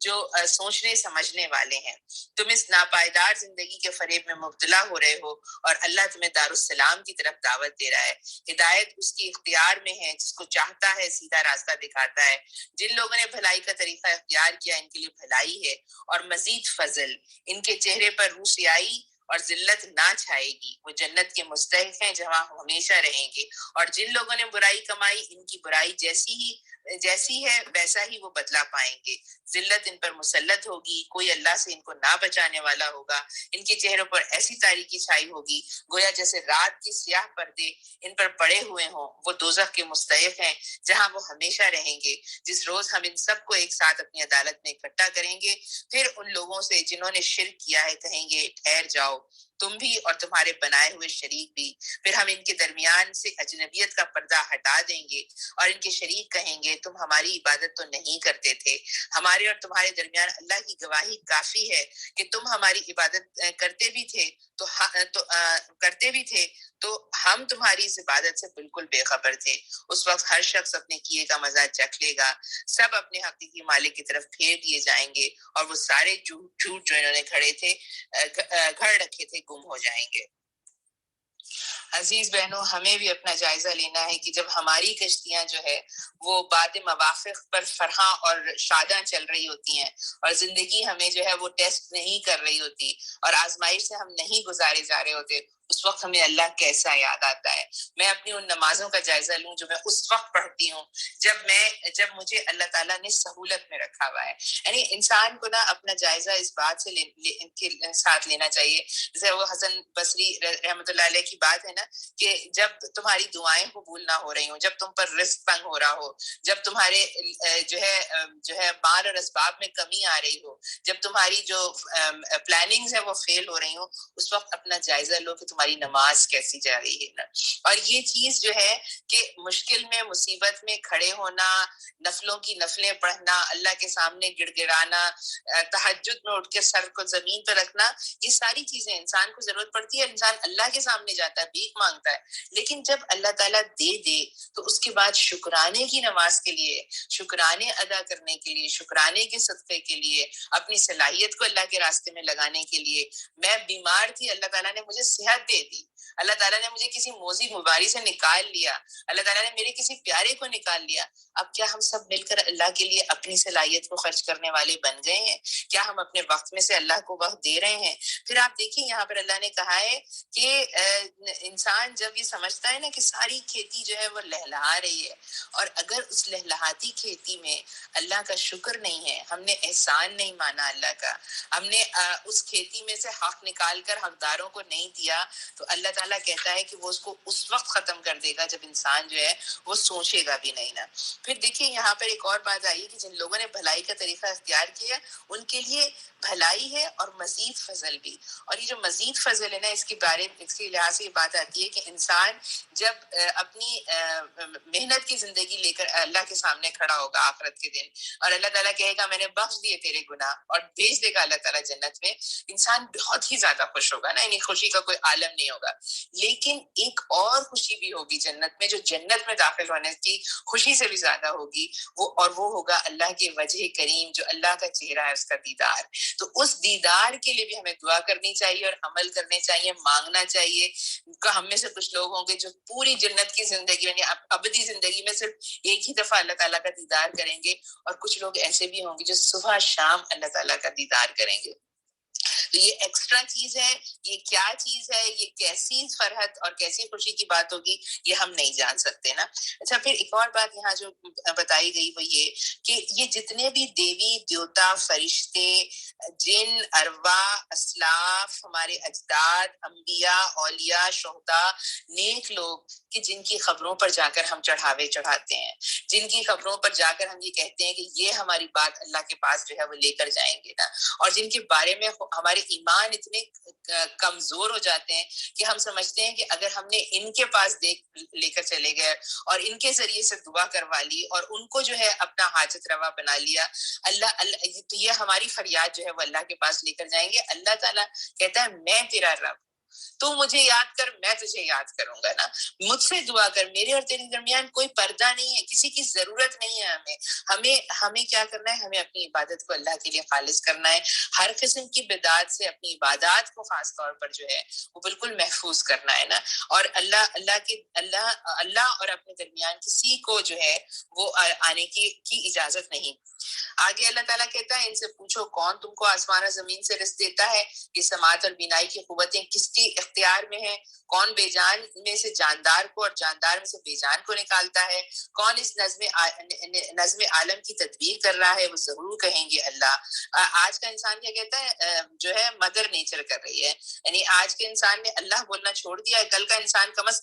کم اتنا جو ہے اس کے پاس کم از کم اتنی سچائی ضرور یہ تھی کہ وہ اللہ تعالیٰ کی ہستی کو مان لیتا تھا۔ آج کے انسان نے تو وہ کام بھی چھوڑ دیا۔ کہو پھر تم حقیقت کے خلاف چلنے سے پرہیز نہیں کرتے، تب تو یہی اللہ تمہارا حقیقی رب ہے، پھر حق کے بعد گمراہی کے سوا اور کیا باقی رہ گیا؟ آخر یہ تم کدھر سے پھرائے جا رہے ہو؟ اے نبی صلی اللہ علیہ وسلم دیکھو، اس طرح نافرمانی اختیار کرنے والوں پر تمہارا رب کی بات صادق آ گئی اور وہ مان کر نہ دیں گے۔ ان سے پوچھو تمہارے ٹھہرائے ہوئے شریکوں میں کوئی ہے جو تخلیق کی ابتدا بھی کرتا ہو اور پھر اس کا اعادہ بھی کرتا ہو؟ کہو وہ صرف اللہ ہی ہے جو تخلیق کی ابتدا کرتا ہے اور اس کا اعادہ بھی کرتا ہے، پھر تم کس الٹی راہ پر چلائے جا رہے ہو؟ پیاری بہنوں، آج بڑی بڑی سائنٹیفک ریسرچ آ رہی ہیں ہمارے سامنے، اور مختلف قسم کے کلونز اور فلانی ٹیکنیکس اور لیب میں پروڈیوس ہونے والے جانور اور انسانوں کی طرح بننے والی چیزیں، یہ سب جو ہے وہ بنائی جا رہی ہیں، اور ہم سب یہ جانتے ہیں کہ یہ آنے والے وقت کا جو ہے وہ بہت بڑا فتنہ ہے جو دجال کے ساتھ آئے گا کہ وہ یہ کہے گا کہ میں بھی پیدا کرتا ہوں اللہ کی طرح، اور میں بھی مارتا ہوں اللہ کی طرح، لیکن اس بات کو ہمیں اپنے ایمان کے اندر بٹھا لینا ہے کہ تخلیق کی ابتدا جو ہے وہ اللہ کی ذات کے علاوہ کوئی نہیں کر سکتی، اور نہ اس کا اعادہ جو ہے وہ کوئی کر سکتا ہے۔ ہاں، ہم کچھ سیلز کو لے کر جس کو اللہ تعالیٰ نے پیدا کر دیا ہے، اس کو جو ہے جینیٹیکلی انجینئرنگ کر سکتے ہیں، اس کے اندر لیب میں اس کے اوپر ٹیسٹ کر سکتے ہیں، اس کے اندر سے کوئی چیز نکال سکتے ہیں، لیکن اس مادے کا آغاز، اس زندگی کا آغاز اس وقت تک نہیں ہوتا جب تک کہ اللہ تعالیٰ اس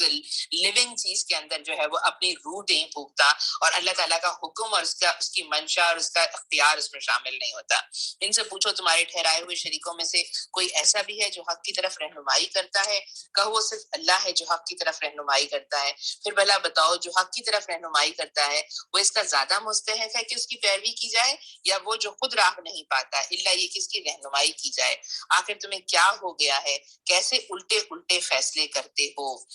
ذرا سی دیر کے لیے پیاری بہنوں اس آیت کو جو ہے وہ محسوس کریں کہ ہم جو ہے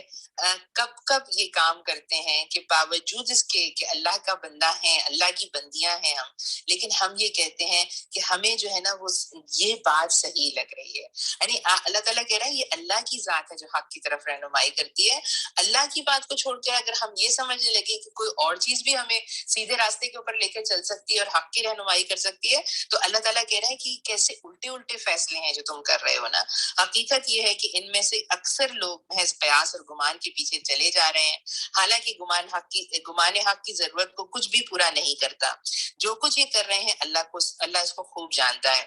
اور یہ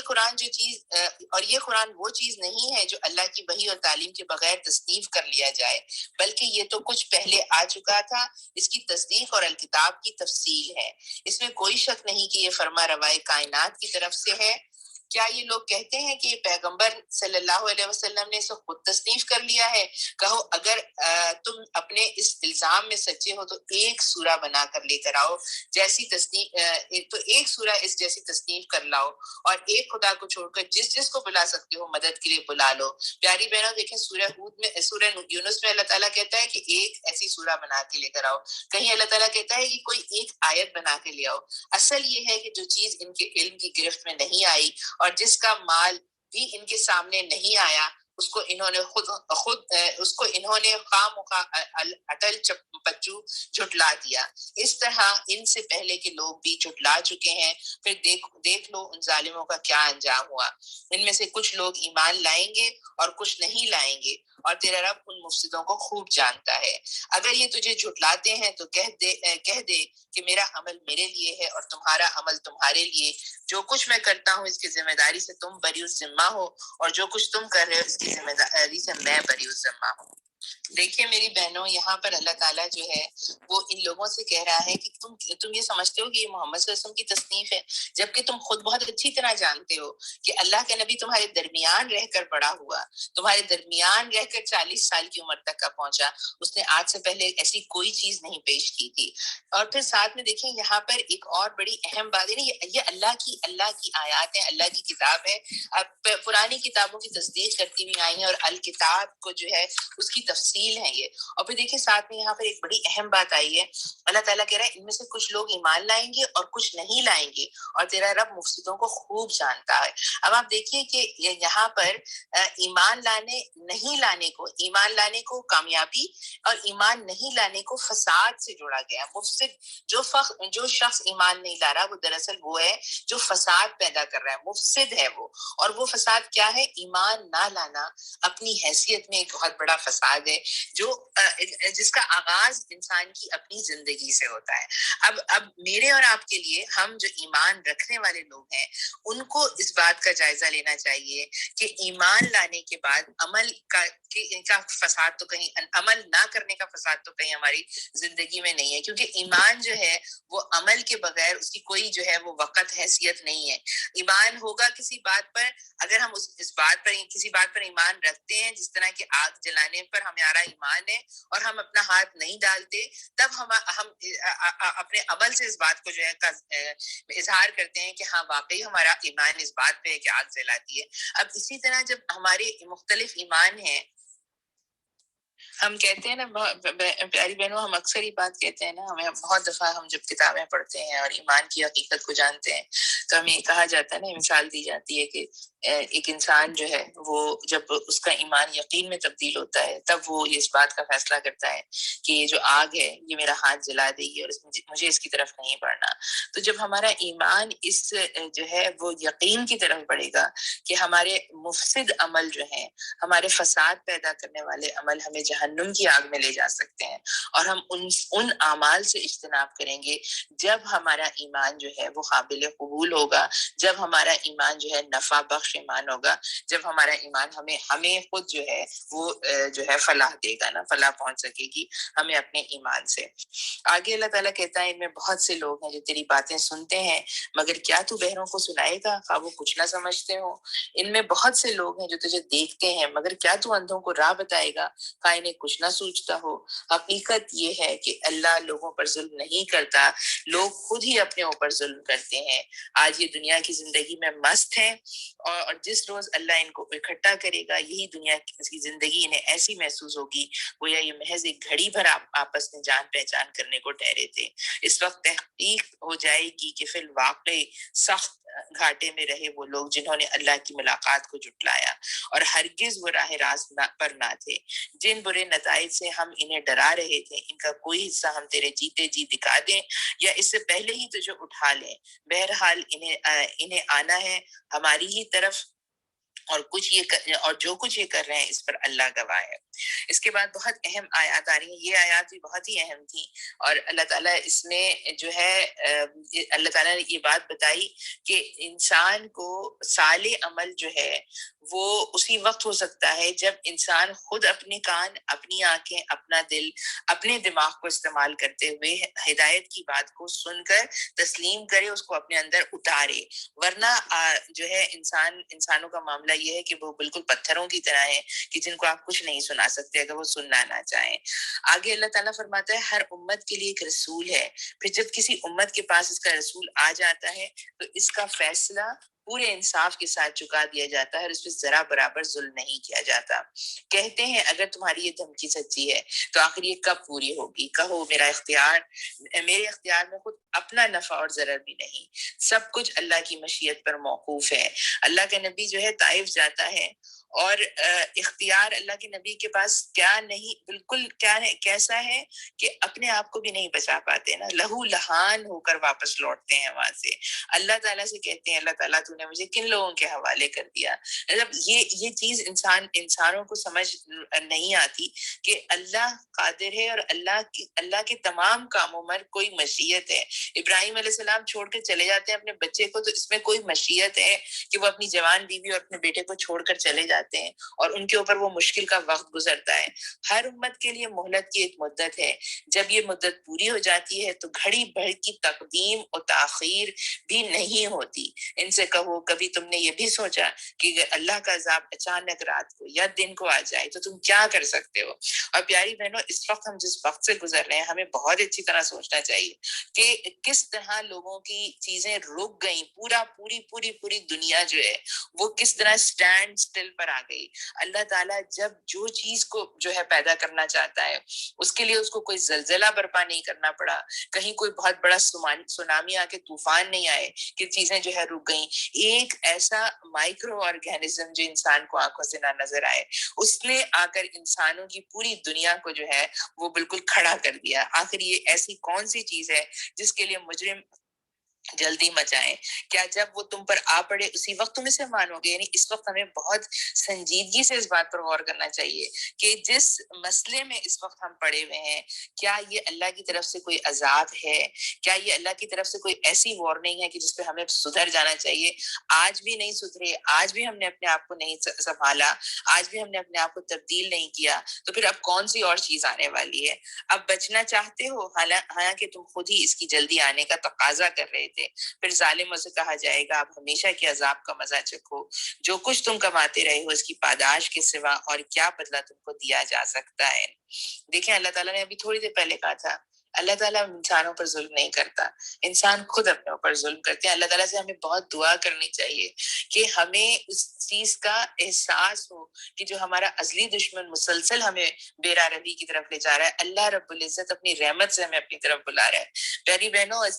بہت عزیز بہنوں، یہ جو لمحے ہمیں اس وقت مل رہے ہیں نا جس سے ہم قرآن کے ساتھ جڑے ہوئے ہیں اور آنے والا رمضان بالکل جو ہے ہمارے سر پر کھڑا ہے اور ہم جو ہے اس کی تیاری میں اللہ کی کتاب کے ساتھ گزر رہے ہیں، اپنے اعمال کو کی تطہیر کریں، اپنے اعمال کو صاف ستھرا کریں، ان کو غسل دیں، اپنی برائیوں کو نکالنے کی کوشش کریں، اپنی برائیوں کو آئیڈینٹیفائی کریں، سچائی کے ساتھ اپنے ساتھ بات کریں. پھر پوچھتے ہیں کیا واقعی یہ سچ ہے جو تم کہہ رہے ہو؟ کہو میرے رب کی قسم یہ بالکل سچ ہے اور تم اتنا بلبوتا نہیں رکھتے کہ اسے ظہور میں آنے سے روک دو. اگر ہر اس شخص کے پاس جس نے ظلم کیا ہے روئے زمین کی دولت بھی ہو تو اس عذاب سے بچنے کے لیے وہ اسے فدیے میں دینے پر آمادہ ہو جائے گا. جب یہ لوگ اس عذاب کو دیکھ لیں گے تو دل ہی دل میں پچھتائیں گے. اللہ تعالیٰ ہم سب کو اس پچھتاوے سے محفوظ رکھے، مگر ان کے درمیان پورا انصاف سے فیصلہ کیا جائے گا. اس وقت کا پچھتانا، اللہ کے سامنے گڑ گڑانا، معافی مانگنا کوئی فائدہ مند نہیں ہوگا، کوئی ظلم ان پر نہ ہوگا. سنو، آسمانوں اور زمین میں جو کچھ ہے اللہ کا ہے، سن رکھو اللہ کا وعدہ سچا ہے مگر اکثر انسان جانتے نہیں ہیں. وہی زندگی بخشتا ہے اور وہی موت دیتا ہے اور اسی کی طرف تم سب پلٹائے جاؤ گے،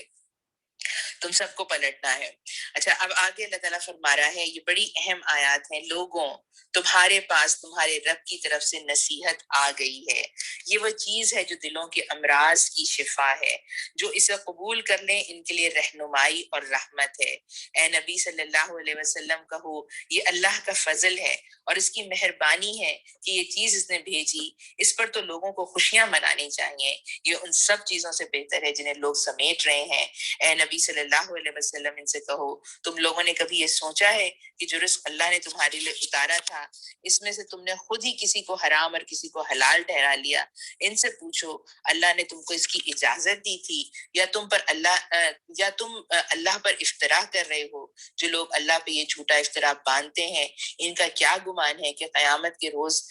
ان سے کیا معاملہ ہوگا؟ اللہ تو لوگوں پر مہربانی کی نظر رکھتا ہے مگر اکثر انسان ایسے ہیں جو شکر نہیں کرتے. دیکھیے عزیز بہنوں، اس بات کو ذہن میں رکھیے کہ یہ مکی قرآن ہے اور اس مکی قرآن کو نازل ہوتے ہوئے اب ایک عرصہ جو ہے وہ بیت گیا ہے اور اللہ تعالیٰ کی بات جو ہے لوگوں کے سامنے بار بار آ گئی ہے اور اس کے بعد اب اللہ تعالیٰ اپنی بات کو جو ہے وہ لوگوں کے سامنے اس طرح پیش کر رہا ہے کہ تم سوچو. یعنی آپ سوچیے نا کہ کیا کہا جا رہا ہے، معزہ، یعنی یہ جو ہے قرآن جو ہے یہ تمہارے لیے نصیحت ہے، یہ وہ چیز ہے جو شفا ہے لما فی صدور، اور ہدایت ہے اور رحمت ہے کن لوگوں کے لیے؟ ایمان لانے والوں کے لیے نا۔ اور آپ اس میں کیا اللہ تعالیٰ ساتھ میں کیا کہہ رہے ہیں؟ یہ دلوں کی شفا ہے، یعنی یہ جو دلوں کے امراض ہے نا، اور ہم سب اپنے دلوں کے کا جائزہ لے کر دیکھ سکتے ہیں کہ ہمارے دل میں سختی کا کتنا مرض ہے، ہمارے دل میں کتنا جو ہے وہ گناہوں کا زنگ لگ گیا ہے، ہمارا دل جو ہے وہ اندر سے کتنا اندھا ہے۔ اور اندھا دل کس طرح ہوتا ہے؟ اندھا دل ایسا نہیں ہوتا کہ جس کے اندر کوئی شعور نہیں ہے، لیکن ہم اپنے مطلب شعور کے ساتھ جو ہے جب غلطی کر رہے ہوتے ہیں، یعنی ہمارا اندھا پن اس طرح بن جاتا ہے کہ دنیا اور دنیا کی دل لگیاں ہمارے پاس اتنی زیادہ ہوتی ہیں کہ یا تو صرف ہم اس کی کامیابی کی طرف دیکھ رہے ہوتے ہیں، یا پھر یہ کہ اگر اس دنیا کو کماتے کماتے کہیں پر کوئی لاس ہو جاتا ہے، کہیں کوئی نقصان پہنچ جاتا ہے، تو ایسی مایوسی ہمارے دل میں جو ہے یہ شیطان کے وسوسوں کی صورت میں آ جاتی ہے۔ یعنی دیکھیں اللہ تعالیٰ تو یہاں فرما رہا ہے کہ تمہارے پاس تو وہ چیز آ گئی ہے جس پہ لوگوں کو سیلیبریٹ کرنا ہے، خوشیاں منانی ہے۔ ہم اپنی زندگی کے سیلیبریشنز دیکھیں کہ جو ہے ہم کن کن چیزوں کو منا رہے ہوتے ہیں، لیکن اس قرآن کے لحاظ سے ہمارا کیا معاملہ ہوتا ہے؟ اور یعنی یہ جو قرآن کا جشن کا مہینہ اب رمضان کی صورت میں ہمارے پاس آنے والا ہے، اس میں بھی ہمیں یہ اس بات کو اپنے جائزہ لینا ہے کہ ہم کتنے اس بات کی پلاننگ کر رہے ہیں کہ ہاں یہ قرآن جو ہے وہ ہمارے دلوں کے زنگ کو دور کرے گا، ہماری سختی کو دور کرے گا، جو چیزیں ہمیں نظر نہیں آ رہی، جو ہمارا اندھا پن ہے، ہم اپنی بینائی کو اس قرآن کے ساتھ جو ہے وہ واپس لوٹائیں گے۔ پھر دیکھیں بہنوں، ایک اور چیز بہت ہی یہاں پہ اہم ہے، وہ یہ کہ لوگوں نے کبھی یہ سوچا کہ جو رزق اللہ نے تمہارے لیے اتارا ہے اس میں سے تم خود ہی کسی کو حرام کرتے ہو اور کسی کو حلال کرتے ہو؟ یہ بات جب سامنے بظاہر آتی ہے تو ہمیں لگتا ہے رزق، کھانا پینا، کسی نے کسی کو حرام کر لیا، کسی نے کسی کو حلال کر لیا، کسی نے کہا کہ ذبیحہ حلال ہے، کسی نے کہا کہ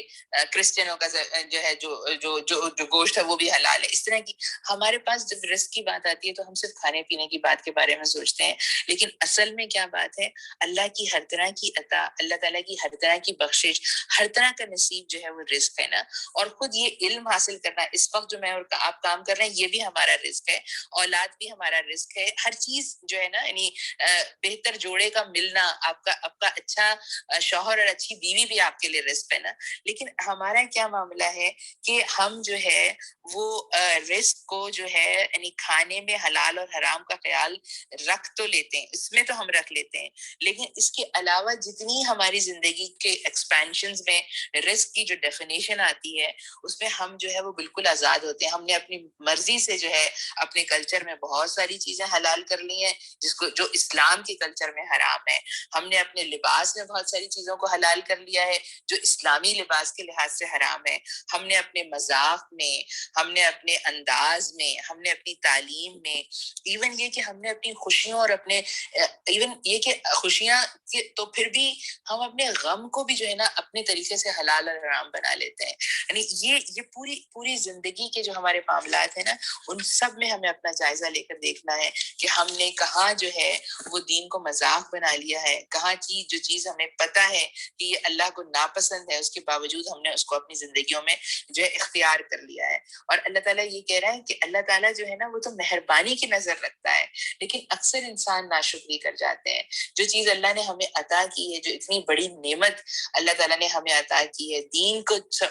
سمجھانے والے ہمارے درمیان اللہ تعالیٰ نے بھیجے، قرآن کو سمجھانے والے ہمارے درمیان اللہ نے بھیجے، اپنی بات کو آسان کر کے اللہ تعالیٰ نے بھیجا، ایسے لوگ عطا کیے جنہوں نے ہمارے لیے ترجمے کیے اور ہمیں یہ قرآن سمجھ میں آتا ہے۔ لیکن ہم ان سب چیزوں کا شکر ادا کرنے کے بجائے جب ناشکری پر آتے ہیں تب اللہ تعالیٰ پھر ہم سے اپنی نظر موڑتا ہے۔ اللہ تعالیٰ بھی کہتا ہے نبی صلی اللہ علیہ وسلم، تم جس حال میں بھی ہوتے ہو اور قرآن میں سے جو کچھ بھی سناتے ہو اور لوگوں تم بھی جو کچھ کرتے ہو، ان سب کے دوران میں ہم تم کو دیکھتے رہتے ہیں۔ کوئی ذرا برابر چیز آسمان اور زمین میں ایسی نہیں، نہ چھوٹی نہ بڑی، جو تیرے رب کی نظر سے پوشیدہ ہو اور ایک صاف دفتر میں درج نہ ہو۔ دیکھیے پیاری بہنوں، ہمارا ہر عمل جو ہے وہ ریکارڈ ہو رہا ہے۔ سنو، جو اللہ کے دوست ہیں، جو ایمان لائے اور جنہوں نے تقوی کا رویہ اختیار کیا، اللہ تعالیٰ ہمیں ان میں شامل کر لے، ان کے لیے کسی خوف اور رنج کا موقع نہیں۔ ایمان لانے والے والے کو دنیا میں دکھ ملیں گے، ایمان لانے والا دنیا میں ناکامی کا بھی سامنا کرنا ہوگا، ایمان لانے والے کو کچھ فیلیئرز بھی اس کے زندگی میں آئیں گے، لیکن اللہ تعالیٰ کہہ رہے ہیں کہ اگر ایمان لانے کے بعد تم نے روش جو ہے وہ اس بات کی اختیار کی کہ تمہیں ہر وقت اللہ کا احساس رہا، اللہ کا تقوی کے ساتھ تم رہے، خوشی میں بھی اللہ یاد رہا، غم میں بھی اللہ کا یاد رہا، تو تم اس بات کو اچھی طرح سمجھ لو کہ یہ دنیا کے غم کوئی غم نہیں ہے، ان کے لیے کسی رنج اور غم کا موقع نہیں،